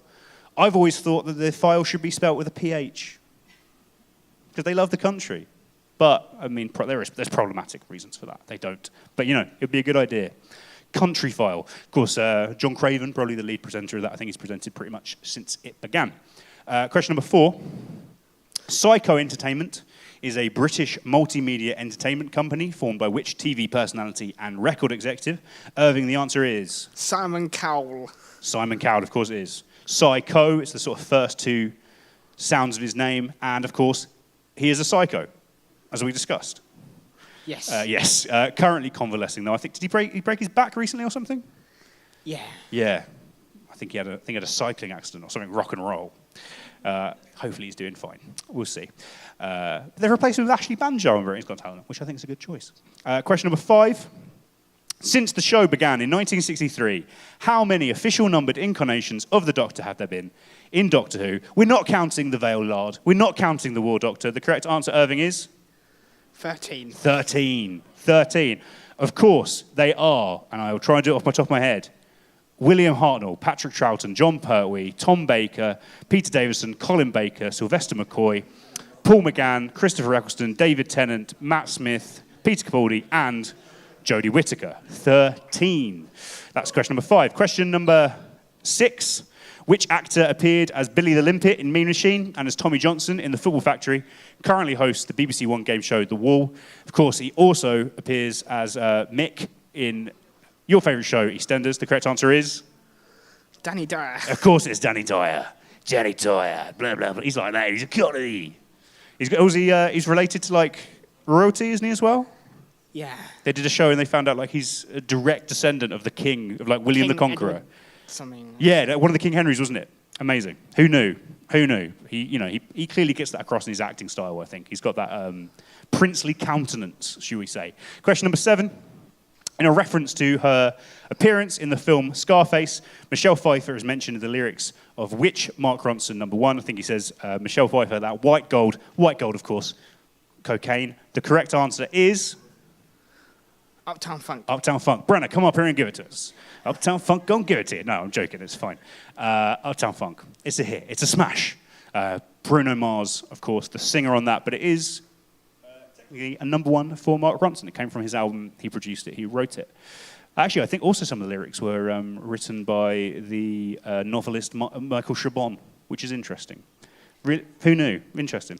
Question number 8. Matthew Hall is the real name of which former medical doctor and comedian who currently hosts his World of TV on BBC Two? He's also, as we said, going to be one of the stars of a mixed comedy bill online to raise more money for Irving. That correct answer is? Harry Hill. Harry Hill. The large-collared, funny man, Harry Hill. If you've not seen World of TV, it's very good. The other day I recommended it to Brenna. Have you watched it yet, Brenna? Did you enjoy it? Loved it. She loved it, which is good. She said that like I think she's lying, but, you know. She liked the soaps one, because she loves her soaps. Brenna's, of course, more of a Corrie fan. Do you find that difficult when you try and work together? She really loves Corrie. She loves Corrie so much. No, I'm not that... It's not as good, is it? Ken Barlow is not as good as the person in the next question. We know that. Let's go on to that question. So that's question number 9. In EastEnders, Adam Woodyat has appeared as which character continuously since 1985? The answer is... Ian Beale. Ian Beale. The man Beale. Do you want to rock us with some of your Beale puns? If you can remember any. There's a new game show called Beale or No Beale. I would watch that show. It's just Adam Woodyat's head in a box. Be a good show, right? Great question. Question number 10, the final question in that round. Both John Oliver and Rowan Atkinson have provided the voice of the Hornbill Zazu in films with which title? And that answer is, Irving? The Lion King. The Lion King, of course, is Hakuna Matata. What a wonderful phrase. So that is the end of round number 3.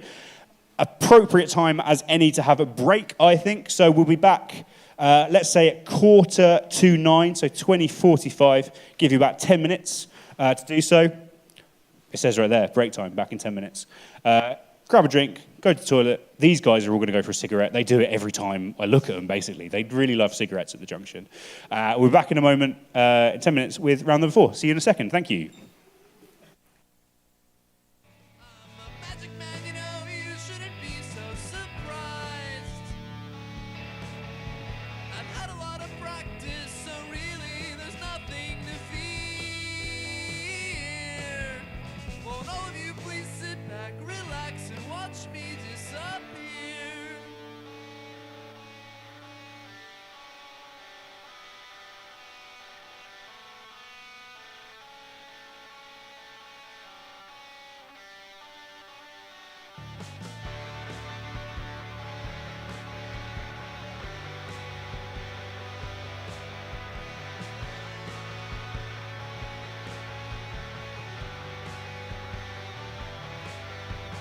Yesterday I spoke to the delivery man. I told him I'm running as far as I can. He said, son, I don't really know you, but I hope you find what you're looking for. And if you gotta go, you ought to do it with style, you know.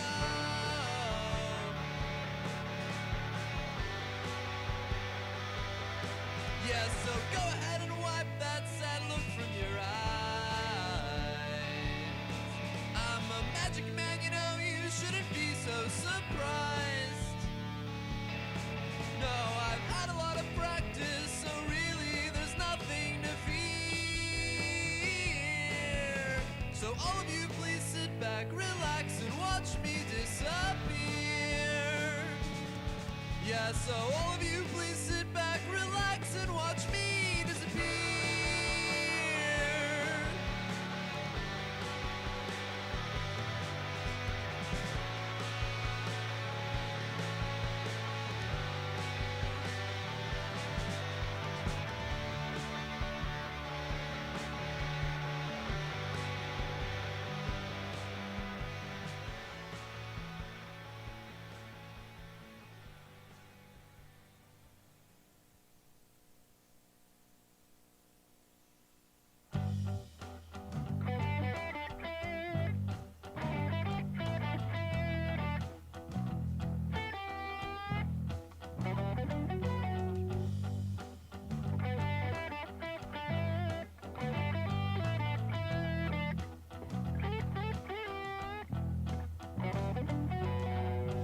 I've wandered up and down the streets of gold, and I've seen the thoughts of those you'll never know.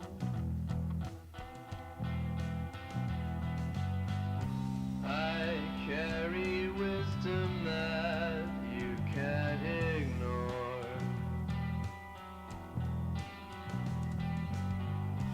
I'm not a prophet, no, but I've seen my words unfold before.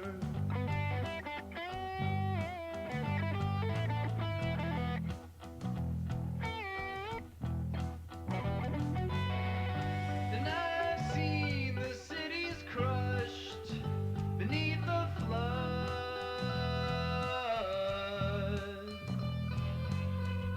And I've seen the people thirst for each other's blood.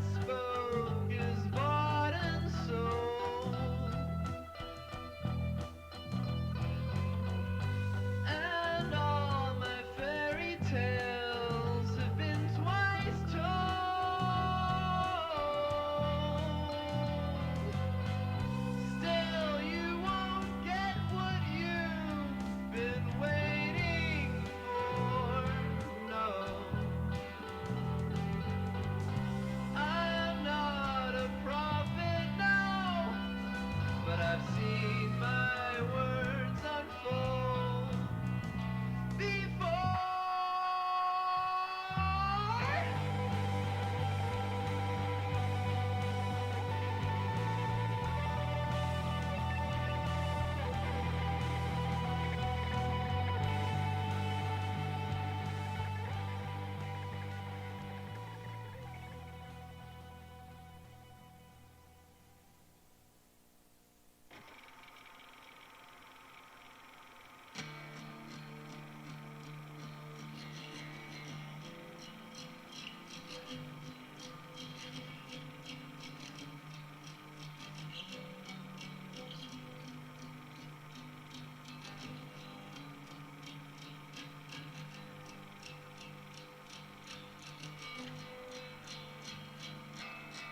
I wish I could wrap my thoughts in a picnic blanket and send them into space.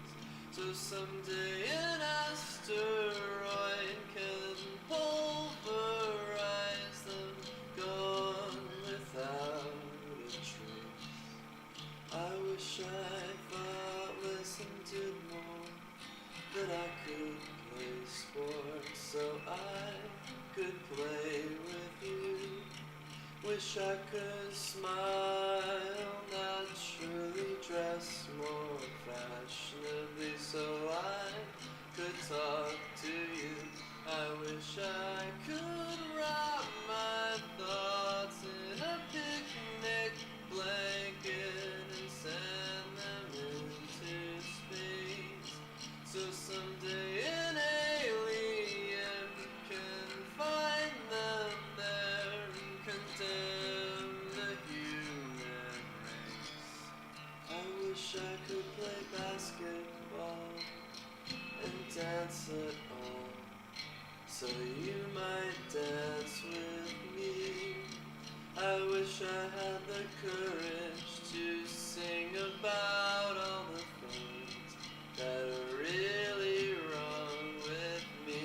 I wish I could wrap my thoughts in a picnic blanket and send them into space.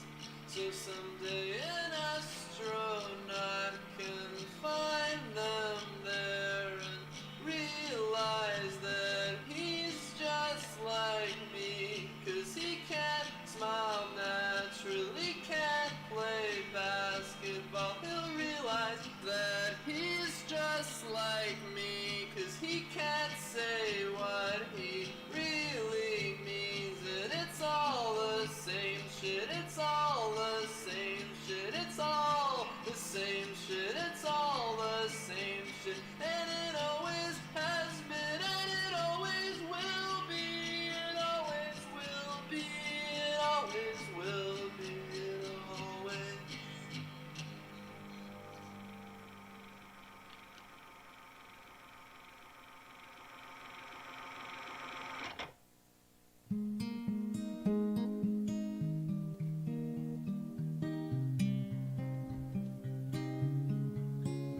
You're the one for me.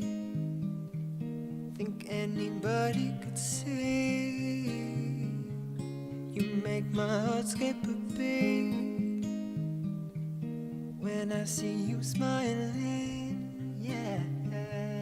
Promise I'll pick up the pieces when it hurts, for better or for worse. I'll give you every moment of my every night. I'll keep hold of your heart if you keep holding mine. My every second and my every day. What's mine is yours, isn't that what they say? Forever and always. Forever and always. My heart beats only for you. There's nothing in this world that I wouldn't do for me to stay next to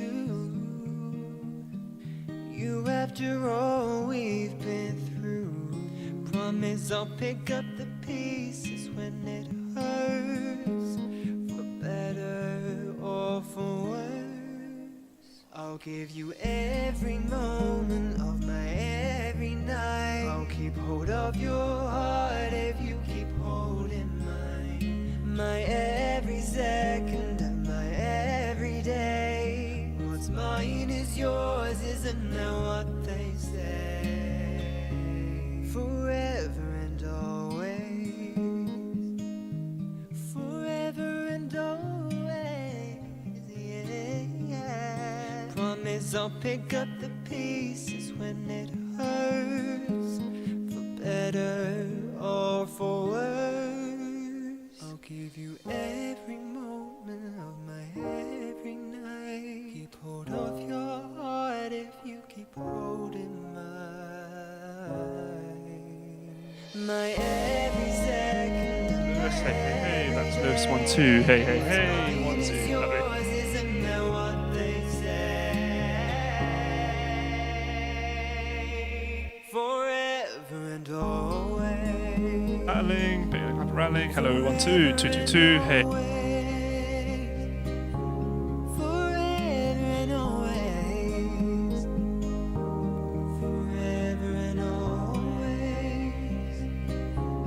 Forever and always.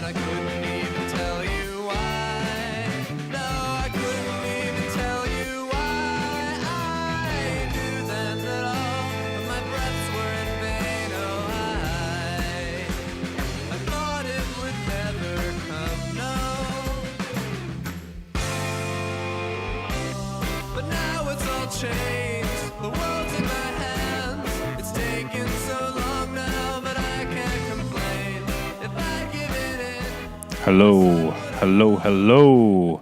We're back. I'm with my third different microphone of the evening. I liked the little clip-on mic. That felt the most futuristic. We then moved to just a standard hand mic, but without a wire. And just for safety, we've gone to the wire. You can't go wrong. Can't go wrong with a wired bad boy. I hope you had a good break. I've totted up the scores for the first half. It's pretty tight. Certainly round 2 was harder, it seems, but it was fun. I hope you had fun anyway. I had fun. And as long as I'm having fun, I think this evening's been a success. But we've got about 25 teams playing with about over 100 people playing, which is absolutely fantastic. So thank you to all those. Brenna just told me that she totted up the number of donations that we've had since we started going the last couple hours, and like over 100 people extra have donated, which is fantastic. I think the number's up, at least 100 quid since I last checked as well. Let me see who those donations are. Where did we get to? I think we did Victoria Louise Sweet. So next we've got Megan Brady, £5, thank you. Ash Cartwright, £5, thank you. Rebecca Armitage, £50. That's what we like to see, Rebecca Armitage. Thank you very much. £15 from the band Goldblum. Again, I don't know how many people there are in Goldblum, but hopefully that breaks down person to person fantastically. Brenna John, 20 quid. People don't care about Brenna, which is weird. They know how much savings she's got. That's 20, drop in the ocean. She could pay for this whole thing herself. Emily Mann, £5. Nick Ryder, £5. Vanda, £10. Thank you to all of those. So if you've not donated yet, do it. If you've already donated, donate again. Why the hell not? It's all good. What's happened? People in the chat are chatting. I don't know. I don't know what's happening in the chat. I'm back now. That's all that matters. That's all that matters, people in the chat. Sorry if I've confused you. We'll get on with round number 4. Round number 4 is a little game I like to call Timelines. It works like this. I'm going to give you some events. I'm going to give you 3 events from history, from various different subjects. Here, for an example, are 3 Cambridge-based events. Those are A, the Junction opens for the very first time. I think everyone in this room hopefully should know this one. Question number 2, Cambridge United achieved their highest finish in the league. That one might be slightly a bit more of a punt. And C, Cambridge is made a city. Certainly some people in this room should know that because it used to be the code for the back gate. It's not anymore. It's not anymore. Security conscious people. So you took those things, you take A, B, C, and then the answer that you need to input is just chronological order, first to last, A, B, C. So in this example, A happened in 1990. It was Valentine's Day 1990 that the Junction was opened by John Peel. B, that happened in 1992, a 5th placed finish in the then second division. Today it would be the championship. They lost in the playoffs, sadly. That's their highest ever position. And Cambridge, of course, became a city, got city status in 1951. So the correct order of those 3 things would be C, A, B, 1951, 1990, 1992. So I'm going to give you 3 things every time. All you need to do is put those 3 things in order. The fun is, hopefully, you can guess. And that's what it's about. They won't be all Cambridge-based. So let's see what some of these are. Let's go with question number 1. Put these young adult novels in chronological order of release. They are Northern Lights by Philip Pullman, Harry Potter and the Philosopher's Stone by J.K. Rowling, and The Hunger Games by Suzanne Collins. Put them in the order that they were first released. A, B, C. They're stumped in the room, which I always love. Some of them are just staring at the screen, open-mouthed. And take a seat. I'm going to see how it looks if I take a seat. Looks fine. It's fine.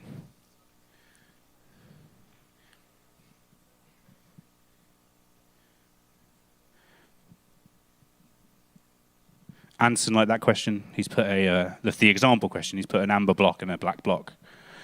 Because Cambridge play in amber and black. So I'm sure he'd have known that example question. He'll probably be disappointed that it was relegated just to example question status.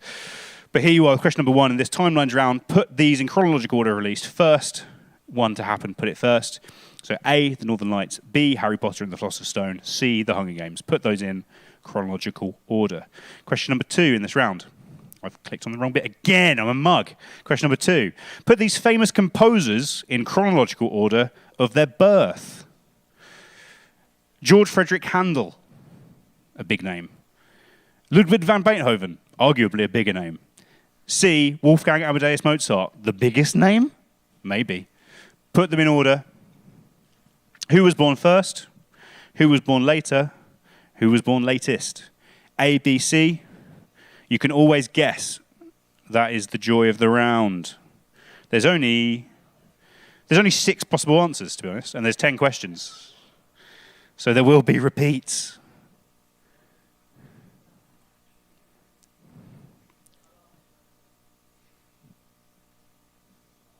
I'm eschewing the chair. I don't want it. I'm going to stand up. Feel fresh as stood.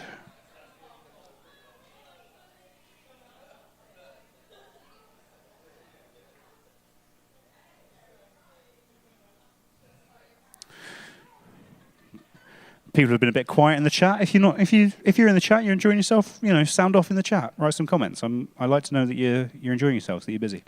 So that's question number 2. Put the births of these famous composers in order. I'd sing you some of their songs, but I don't know any of their songs. Songs, that's what they do. They do songs. We all know it. Composers, they write songs. That's what they're called. Let's quickly move to question number 3. I'm going to click on the right thing to make sure it's right. There it is. Put these famed military battles in chronological order. Those battles are the Battle of Agincourt, the Battle of Waterloo, and the Battle of Bosworth Field. All famous battles in English or British history. One of them fought in this country, the other 2 France, Belgium.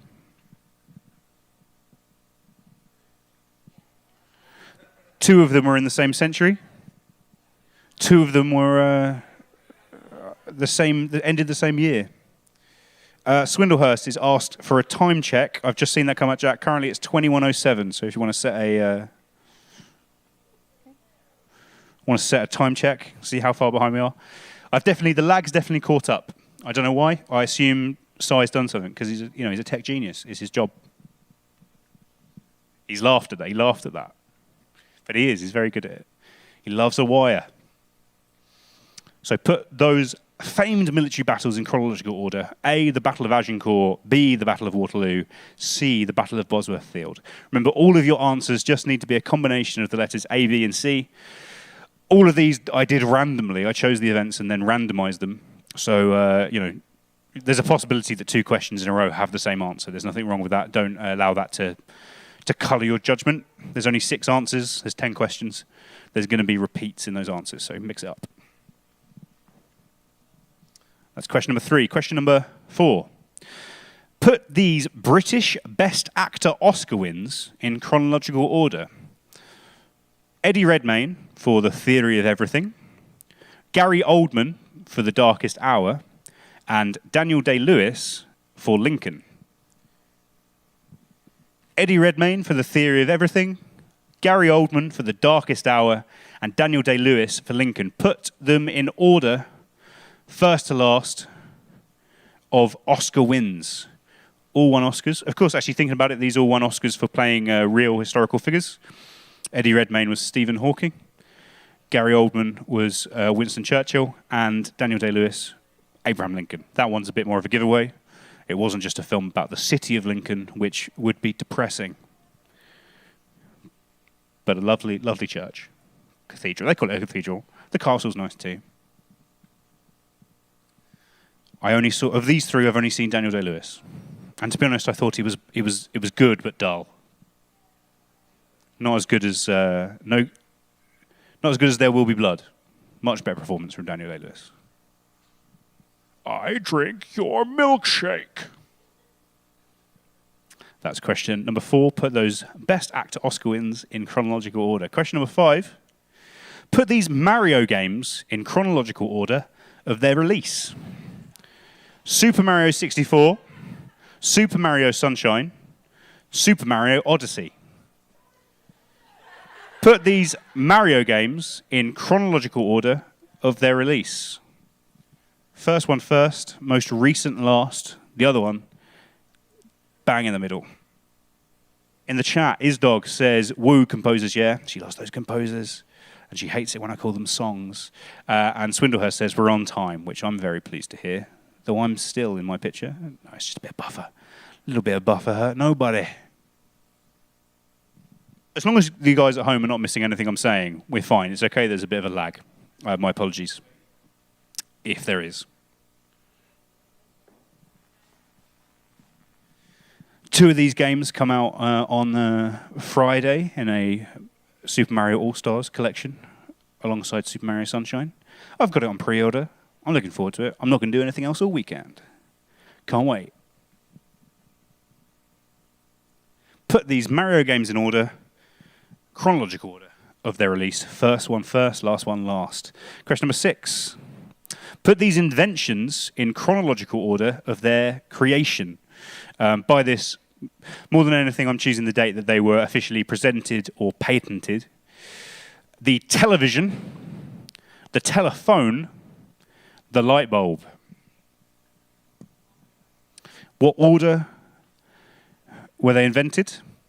Of course, maybe some slight contention, particularly around the invention of the light bulb. Quite a few people have claimed that, but for these purposes, I'm taking the date in which it was patented by Thomas Edison. You know, sure, Swan invented it beforehand, maybe, but we're taking the date of Edison's patent in America for that. Television, that's the date that Logie Baird presented it for the first time at some exhibition. And telephone, that's Graham Bell's patent, again, in America. But for each, they're the dates that are commonly associated with being the date that those were created. Put them in order. First one first, last one last. In the chat, Ms. says she associates Lincoln Cathedral with me. It's because I'm always talking about Lincoln Cathedral. I don't know why. It's fascinating. It was the tallest building in the world for like 100 years. Like 1,000 years. Fascinating. Until it was beaten by the Empire State. Which I associate mostly with the time the Daleks were in it. It was a really bad episode of Dog 2. I watched it the other day. Check if it was better. It wasn't. It was still rubbish. A man turned into a human Dalek. It was rubbish. It was awful. And it had Andrew Garfield in it. Really weird. Anyway, that's just me talking about Dot 2. Put those in order. Put these inventions in order of their creation. Question number 7. Put these Britain's Got Talent winners in chronological order. First, last, last. Ashley and Pudsey. That was a woman and a dog. Lost Voice Guy. He was a comedian who talked through a computer. And Diversity. They dance and throw that small child one about a bit. Put them in order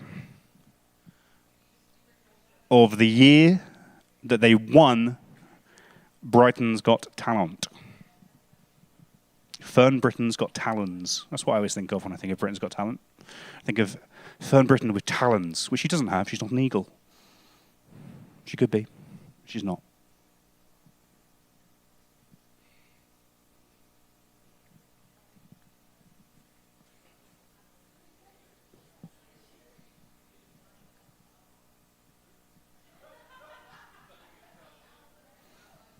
That's question 7. Put these Britain's Got Talent winners in chronological order. Ashley and Pudsey, Lost Voice Guy, and Diversity. Question number 8. Put these historical revolutionary events in chronological order. The storming of the Bastille, the signing of the Declaration of US Independence, and the October Revolution in Petrograd. Modern, of course, St. Petersburg, that is called. But at the time, it was called Petrograd. I believe it was the capital of Russia at the time. Put those historical events in chronological order. The storming of the Bastille, the signing of the Declaration of US Independence, and the October Revolution in Petrograd.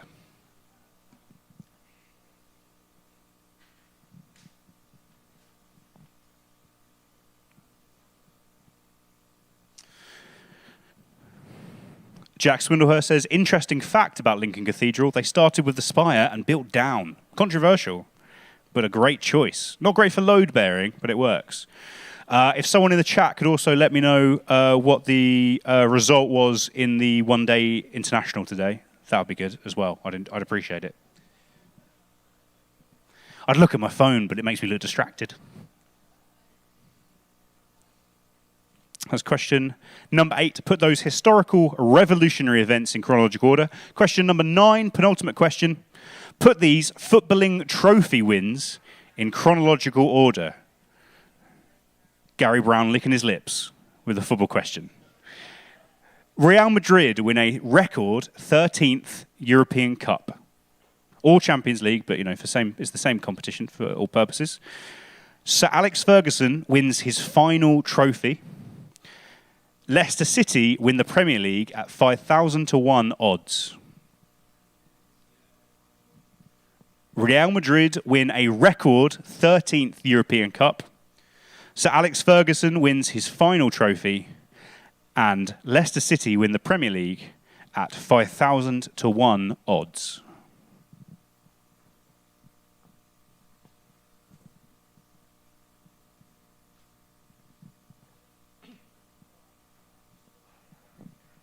All great moments. They were all in the last decade. That might help you a little bit. All of these events happened in the last decade.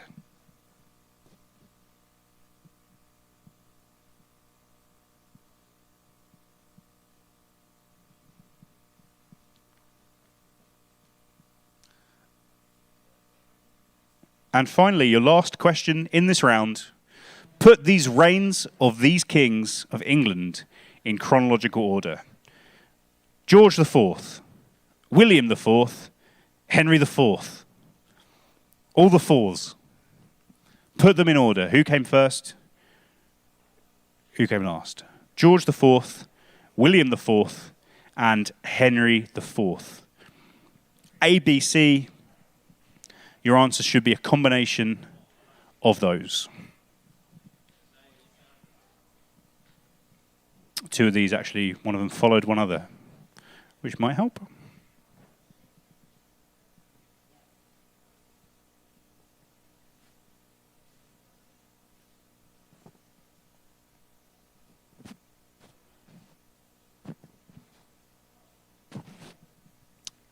Australia won with 3 balls to spare. Disappointing, very disappointing. But hey, that's not bad considering England lost 2 wickets in the first 2 balls. You'll take it. Thank you for letting me know, though, Jack. Very kind of you. So those are the questions in round number 4. Timelines. All of your answers should be a combination of A, B, and C. Again, if you want to look at any questions again, scroll back. It's the only way to do it. Make sure all of your answers are as you wish them to be. Ensure the team name is the right. Yes, I know, I'm annoyed about it. And then press submit. I'm going to be back in, say, 5 minutes to see, just tell you what the answers are. So we'll see you in 5 minutes' time. Get those answers down. See you in a moment.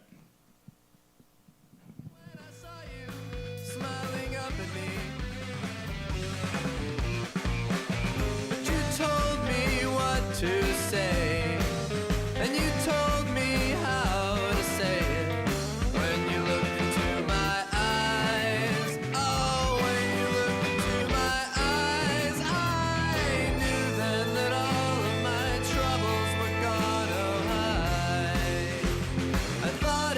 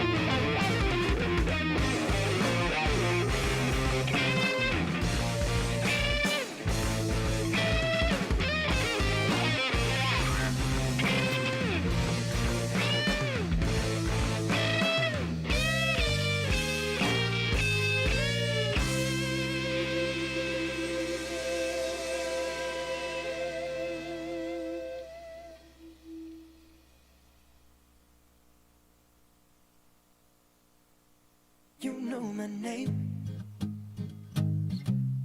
but you don't know me. I know your face, the way that your eyes are glowing. Not sure who you are. You should let me get to know it. Cause this won't start if you don't let yourself show it. So won't you notice me? How much more obvious can I be? Whoa, look and see, you're the only one I need. When you're walking past me, don't look right through me. Need you to look real deep. Notice me, how much more obvious can I be? Whoa. Why do you see through me? Cause I'm right here. Open your eyes and see clearly. Not sure who I am. Hello, we're back. We're back. With some answers for round 4. Hope you enjoyed that. In the chat, after I'd revealed the result of today's One Day International, Emma Boswood said, "Don't read the cricket score, my dad doesn't want to know." To which Jack said, "S.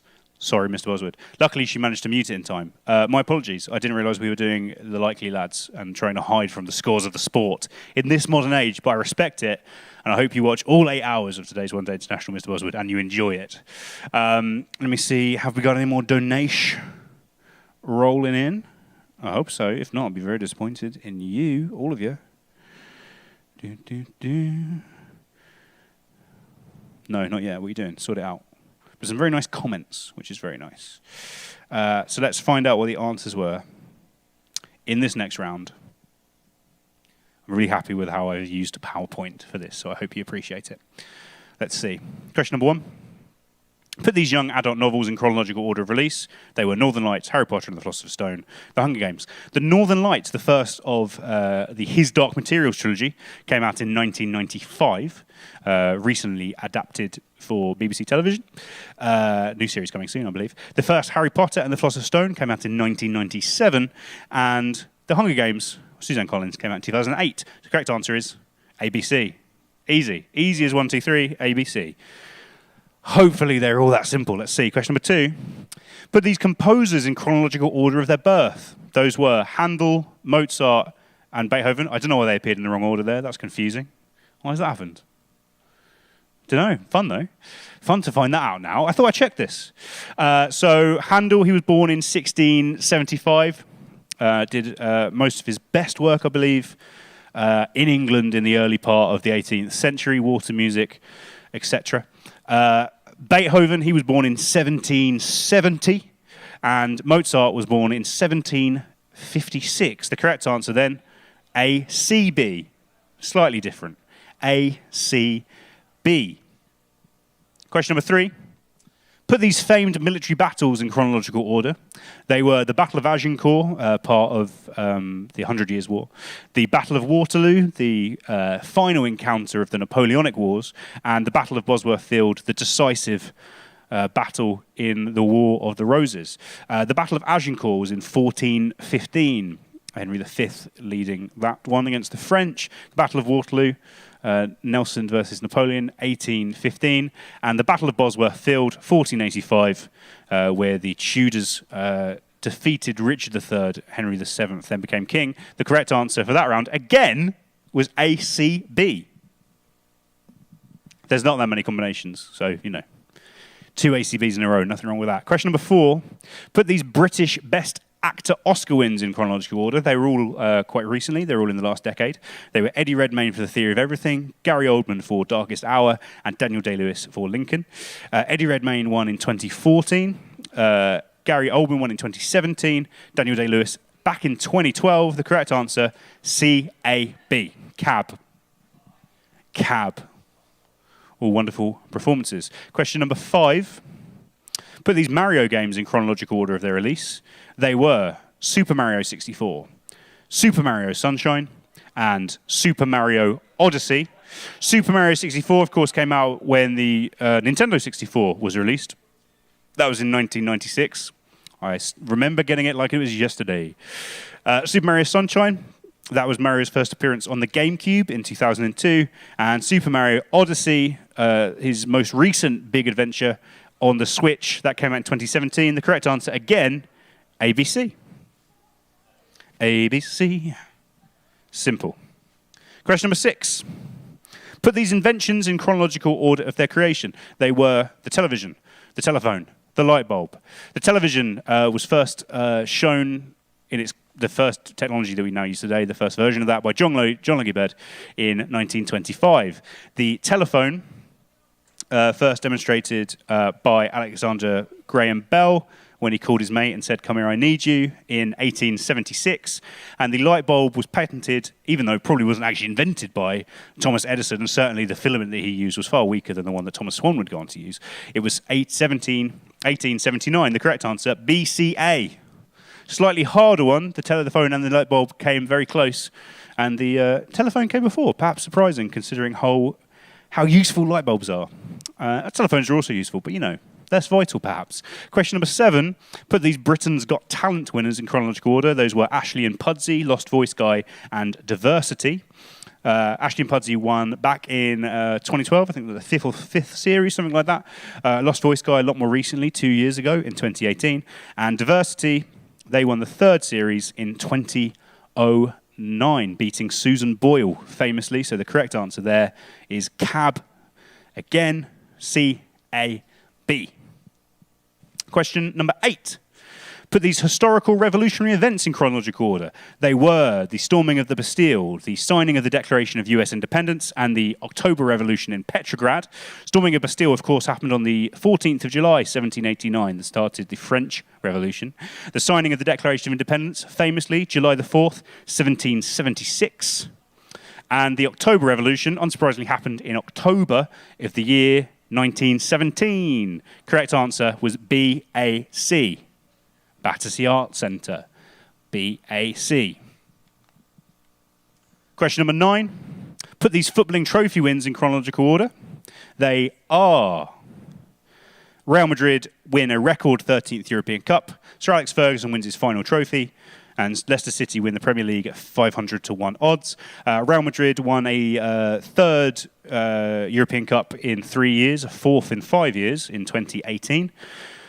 Liverpool and Bayern Munich have won the 2 since then. Sir Alex Ferguson retired and won his final trophy, the Premier League, in 2013 with Manchester United.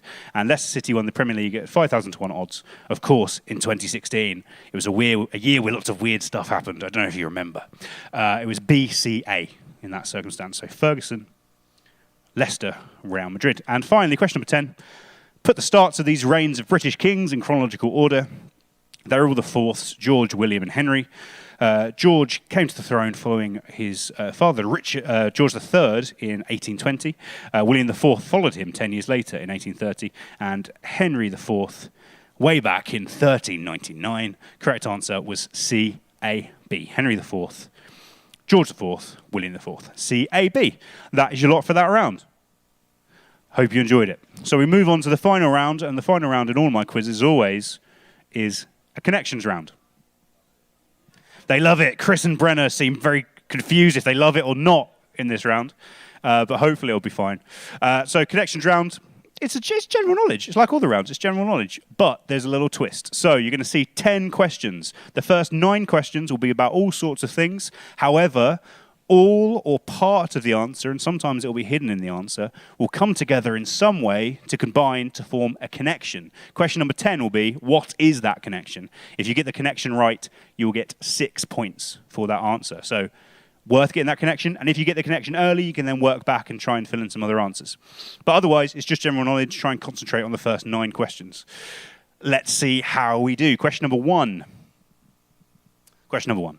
Whilst in office, the Obama family adopted 2 dogs called Bo and Sonny, both of which were hypoallergenic working breed. Whilst in office, the Obama family adopted 2 dogs called Bo and Sonny, both of which were which hypoallergenic working breed of dogs? In the chat, Jack says, how on earth did Graham Bell manage to invent the phone with no bloody light? It's a very good point. And Goldblum agree and say, imagine inventing the telephone by candlelight. I can't do it. Of course, he could have done it in the daytime. Always possible. Hopefully it was a long summer. So that's question number 1. What is the name of the breed of dog that was adopted by the Obama family? Question number 2. I'm not going to spoil the cricket earlier again, my apologies, Mr. Boswood. But which cricket fielding position around the boundary between the slips and gully shares its name with a 1949 film starring Orson Welles? Which cricket fielding position around the boundary between the slips and the gully shares its name with a 1949 film starring Orson Welles? These start harder and they get easier, so don't worry if you don't know them too early. I'll tell you the correct answer is not Silly Mid-On. That would be a rubbish name for a film.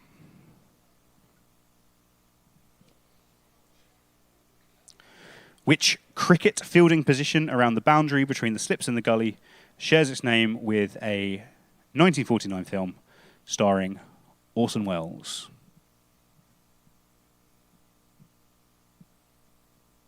Question number 3 in this connection round. Hopefully this one's a little bit easier for you. What event takes place annually at Horse Guards Parade in London to mark the official birthday of the Queen? What event takes place annually at Horse Guards Parade in London to mark the official birthday of the Queen? Someone in the room definitely knows it. I heard him say it. Beth seems very, very sure about that one, which is great. Well done, Beth. She bloody loves the Queen. Brenna says she's so stressed right now, which is great. Why was he done? Natter. That's Chris Woods. Famously, Chris Woods just never shuts up. He's always just at you going, la la la la la.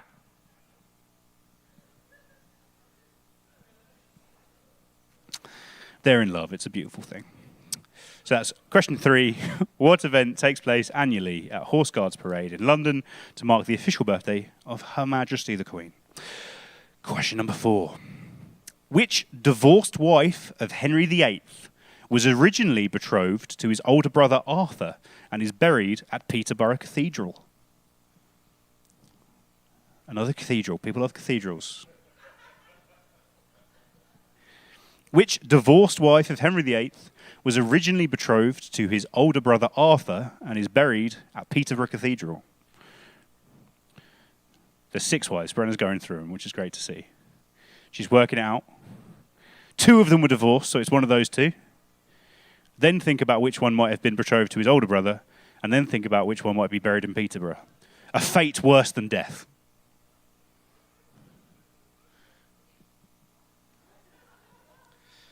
Regarding inventing the telephone, G.D. Dent makes a very good point. Cheaper calls after 6 p.m. then, so I imagine he worked at the phone at night. Very good point. Very, very good point. That's question number 4. Which divorced wife of Henry VIII was originally betrothed to his older brother Arthur and is buried at Peterborough Cathedral? Question number 5. Which band, who took their name from a defunct chain of London-based Indian restaurants, had a UK #1 album in 2014 with So Long, See You Tomorrow? Which band, who took their name from a defunct chain of London-based Indian restaurants, had a UK #1 album in 2014 with So Long, See You Tomorrow? I believe they also had an album out earlier this year. Didn't it reach #1? But a popular band.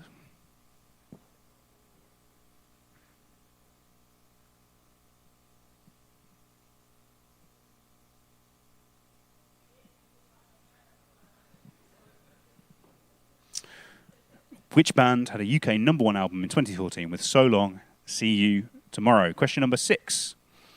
The first line of which book is Mr. and Mrs. Dursley of No. 4 Privet Drive were proud to say that they were perfectly normal, thank you very much?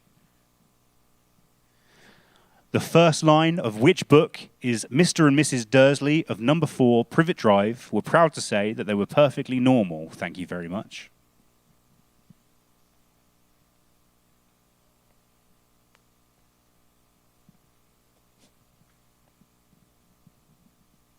They're getting easier. Slightly easier, I hope. But maybe the connection is slightly more obscure there. But we'll get it later on. Hopefully the questions will be easier and more obvious as we go. That is the first line of which book? Question number 7. Steel, brass, bronze, and pewter are all examples of what? Steel, brass, bronze, and pewter are all examples of what? I think a two-word answer might be best here. Or a one-word answer that isn't the more obvious one-word answer.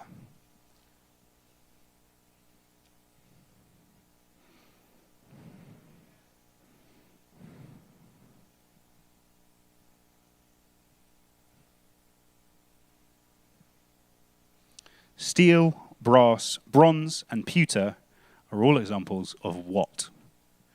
Don't just give me a one-word answer that begins with M. If you do, I'm not giving you the point.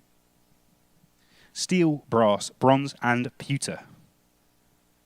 All beautiful.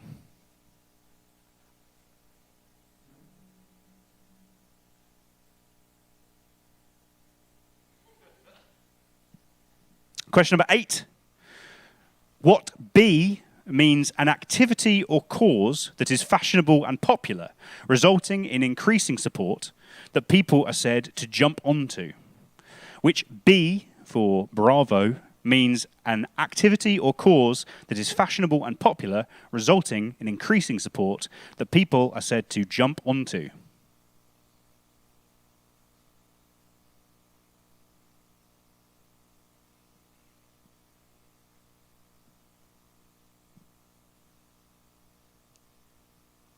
And the last regular question of the evening is question number 9. Matthew Broderick played the title character in which 1986 comedy about a teen slacker skipping school with his friends? Matthew Broderick played the title character in which 1986 comedy about a teen slacker skipping school with his friends? The room is very quiet. The chat is completely dead, which means I know that you're all very concentrating on these answers, which is great to see. Hopefully I've taxed you slightly. And as I said, that is your last regular question, that film with Matthew Broderick. The last question of the quiz this evening, question number 10. What is the connection? So all or part of the questions I've already asked you will come together. Sometimes it might be hidden in the answer. Sometimes it's a bit more obvious, but those words will come together and they will give you a connection. The connection can be expressed in a single word this evening. So that might help you out if you're overthinking it. But question 10, what is the connection? And if you get that question correct, you will get 6 points. It's very much worth getting. So those are your questions. As always, double check your answers. If you've worked out the connection maybe, but you've got a few missing, go back, try and work out something else that would fit within that category. Ensure your team name is correct. Hopefully you've already done that. You're professionals, and so far you've been excellent. And then press submit. That will come through to us. I'm going to give us 5 minutes. We'll be back at 1:45 to get the results of that round. I'll be around to chat to the groups in the room to see how they're doing, in case they need a little push in the right direction. If you've not donated yet, do it. If you've already donated, do it again. We appreciate it.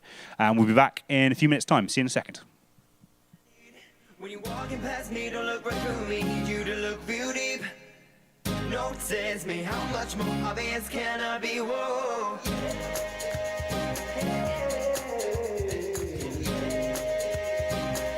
Notice me.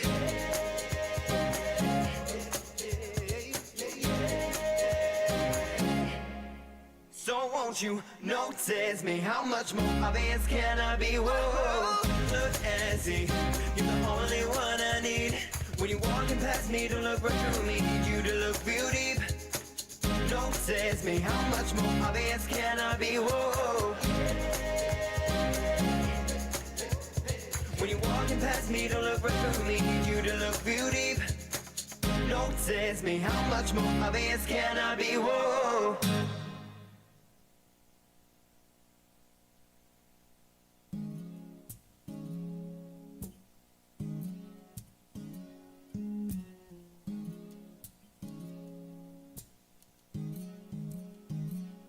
Bottom of the bottle, my head head spinning like the lotto. You know I'm trying to keep it subtle, just trying to drown my sorrows. So I take another shot now, try to wash all of this pain down. Everything's blurred, it's all the same now. Easier for me to shut the pain out. I'd rather be wasted than waste my life with you. Fed up with these old faces, just looking for something new. So I drown all of my sorrows, try to drink away tomorrow. 'Cause I'd rather be wasted, wasted, wasted than to waste my love on you. It's getting late, can't wash this taste down. Got this bitter taste inside my mouth. Everything's dark and all the same now. Need a way to let the pain out.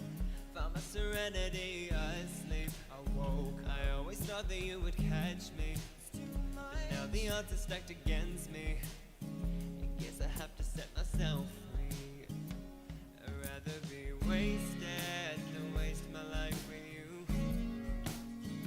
Fed up with these old faces, just looking for something new. So I drown all of my sorrows, try to drink away tomorrow. 'Cause I'd rather be wasted, wasted, wasted than to waste my love on you. Oh, I'd rather be wasted than waste my life with you. Fed up with these old faces, just looking for something new. So I drown all of my sorrows, try to drink away tomorrow. 'Cause I'd rather be wasted, wasted, wasted than to waste my love on you.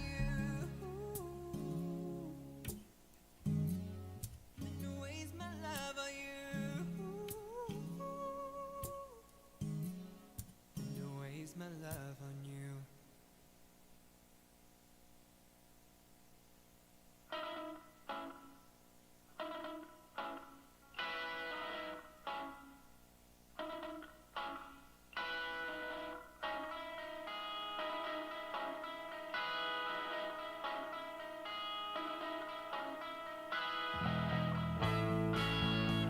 And lately you haven't been listening the way you used to be near me, but I can't let it go. Oh no, I'll never let it go.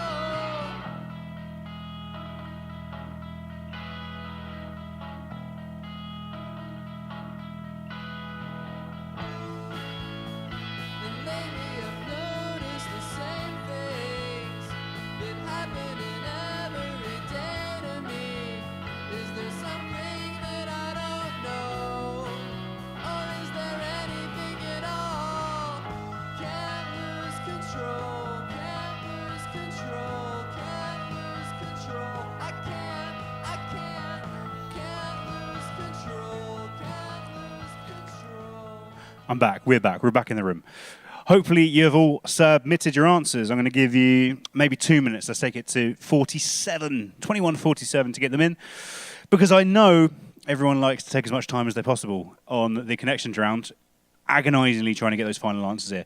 Everyone in this room got the connection, which is great. It was surprising that the team that I think are the best got it last, but hey, there maybe is an off night. I don't think any team with you on is good, Toby. Even with the evidence of you doing well, I still don't believe it. It doesn't make sense to me. And yet I have to give you a trophy. It's pathetic. Anyway, hope you're having fun. Hope you're enjoying yourself. I'm enjoying myself. And because, it's one of our last opportunities here. Donate. Very important to donate. Everything is doing well. Some people in the chat say they've got the connection, which is great. Tom Wave says, get in. Michelle Jones says, we got it for once. They lost the last quiz by not getting it. Matt Berman says, favoritism. It works, Matt. You've got to have it sometimes. And Phil says, we did as well. Miracle. I'm delighted for Phil, who, he's good at these quizzes. He never quite gets there. But I believe in you, Phil. Maybe tonight's the night. Okay.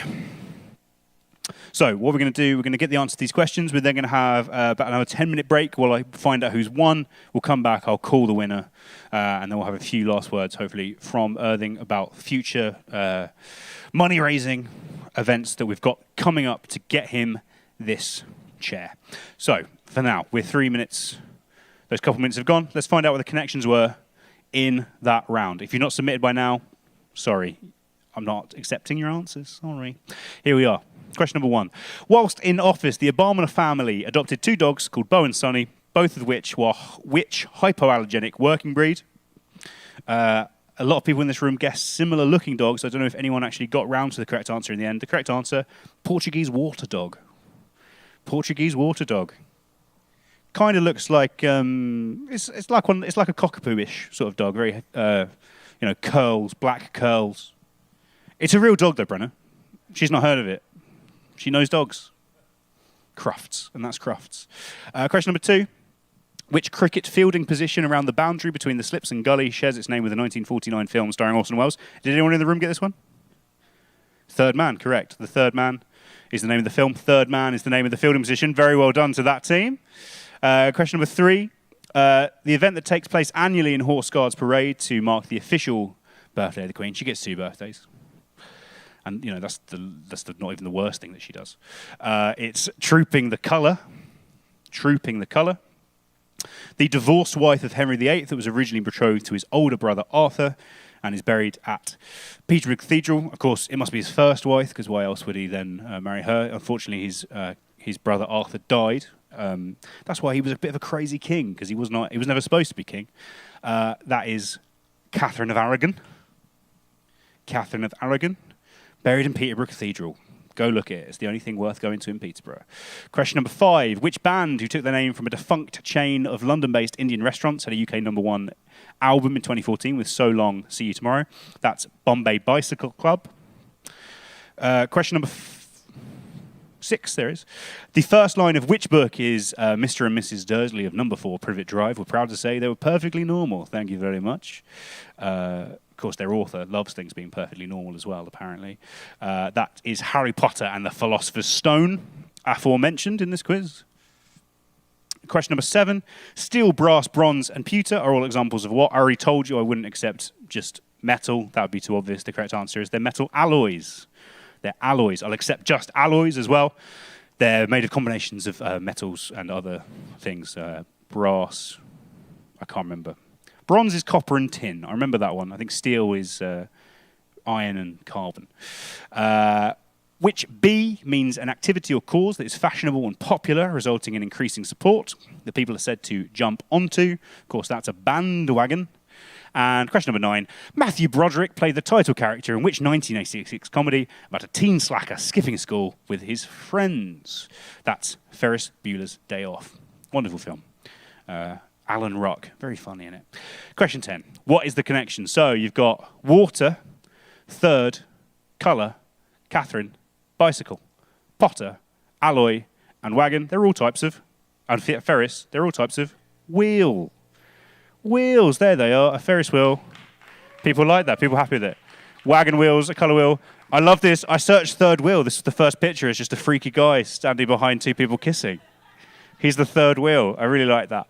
So if you got that correct, you get 6 points, 6 big points. So, break time. I'm back in. It'll probably take me 10 minutes because I'm going a bit slower than I'd like. My apologies. But we're back, hopefully, by 10 o'clock to call the winner and get the prize all sorted out. So we'll see you in about 5-10 minutes. Thank you. Or am I really all alone? Can't lose control, can't lose control, can't lose control. I can't lose control, can't lose control. I can't lose it, can't lose control, can't lose control, can't lose control. I can't.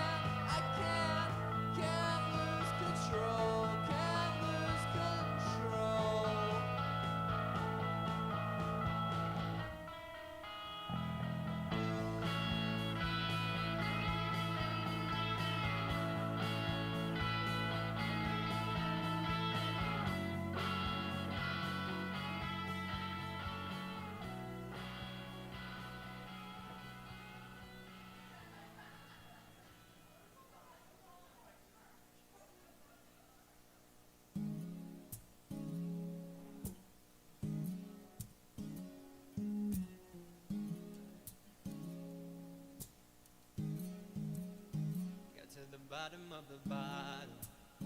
My head spinning like the lotto.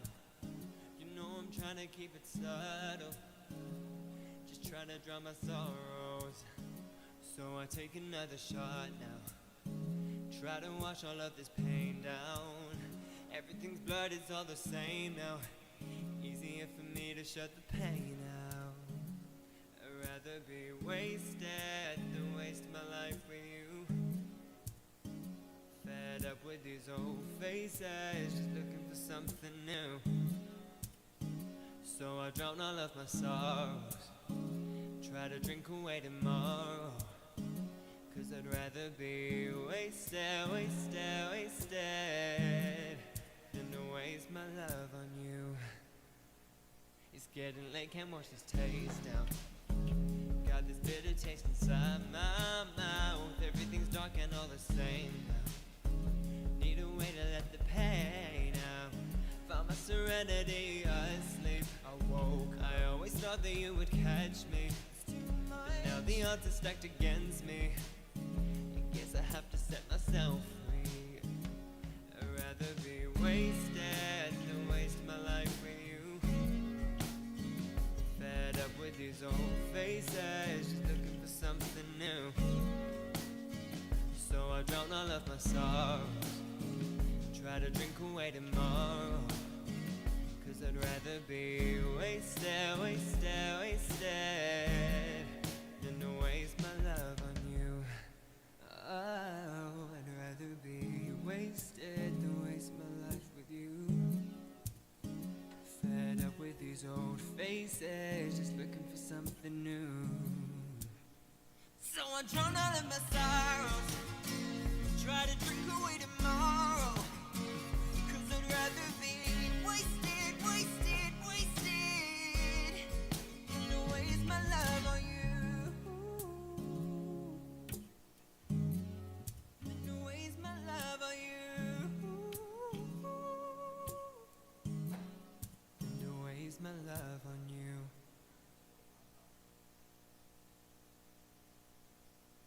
The curtain's still lowered, it's just before dawn. I'm standing here wondering I've waited so long. By the time the clock strikes 6, I'll be somewhere far, far away. No matter all the tears you shed when you asked me to stay.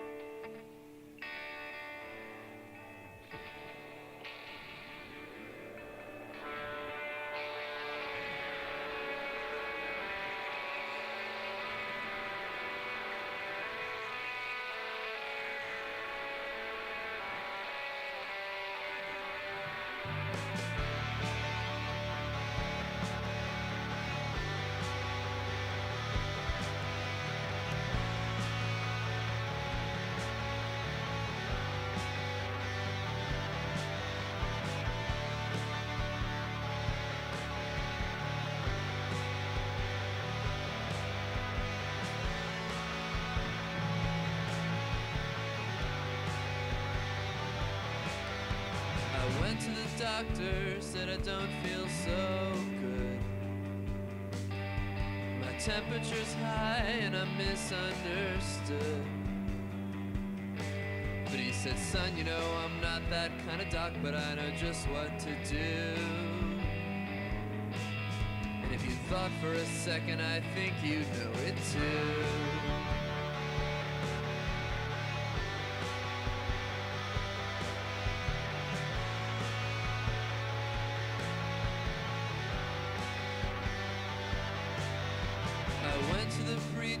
Said, Father, I've sinned. I spent my whole life living out on the fringe. But he said, son, you know, well, that's not a sin, but I know just how you feel. Yeah.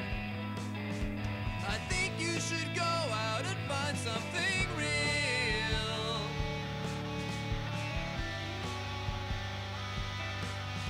So go ahead and wipe that sad look from your eyes. I'm a magic man, you know, you shouldn't be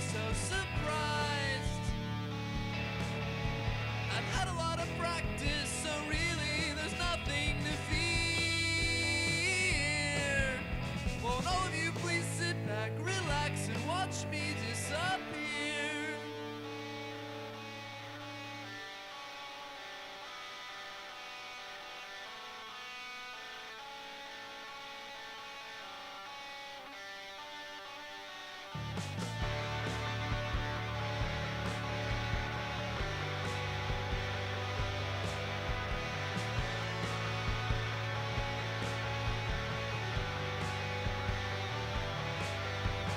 Yesterday I spoke to the delivery man. I told him I'm running as far as I can. He said, son, I don't really know you, but I hope you find what you're looking for. And if you gotta go, you ought to do it with style, you know.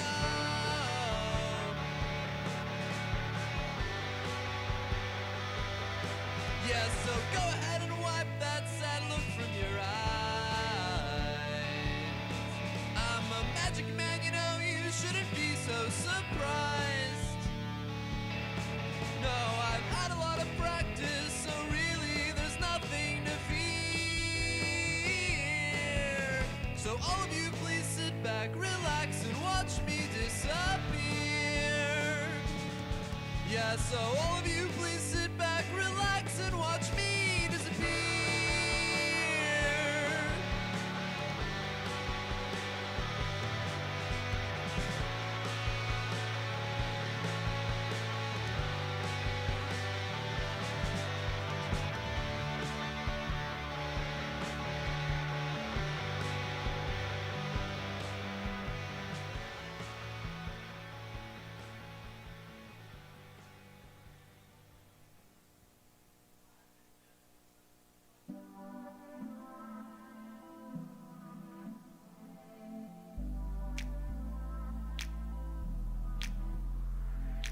We got so much time, chasing morning light.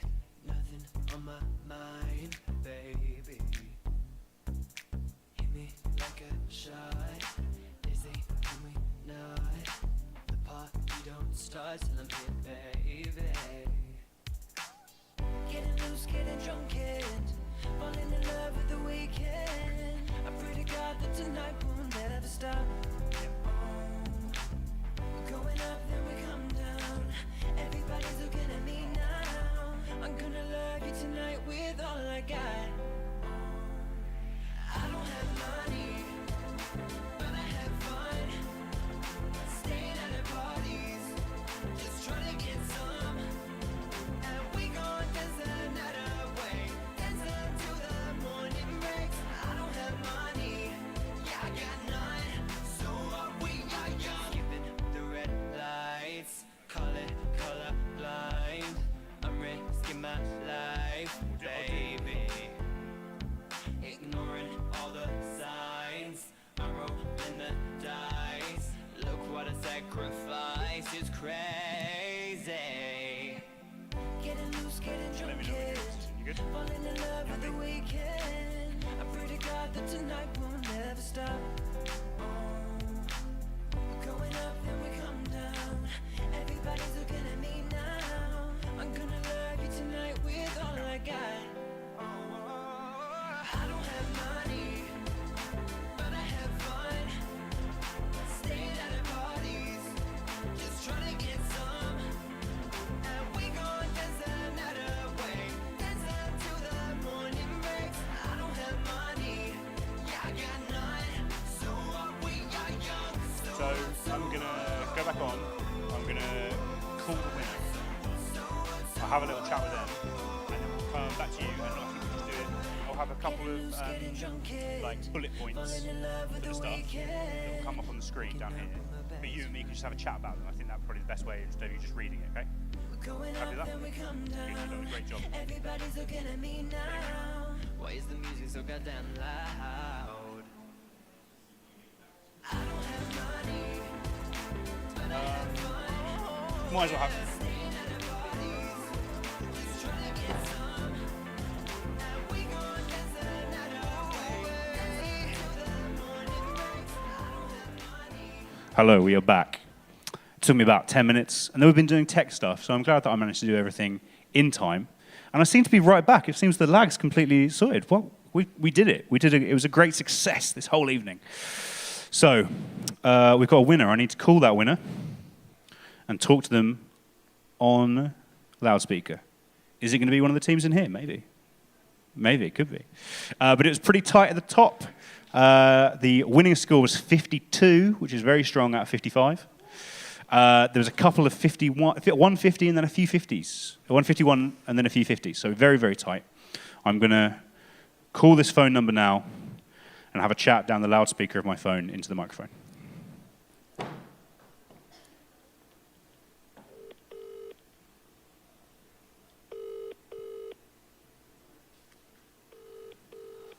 It's ringing.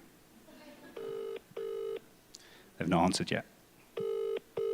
I asked. Oh. Hello. Hello, is that Hannah Hitchin?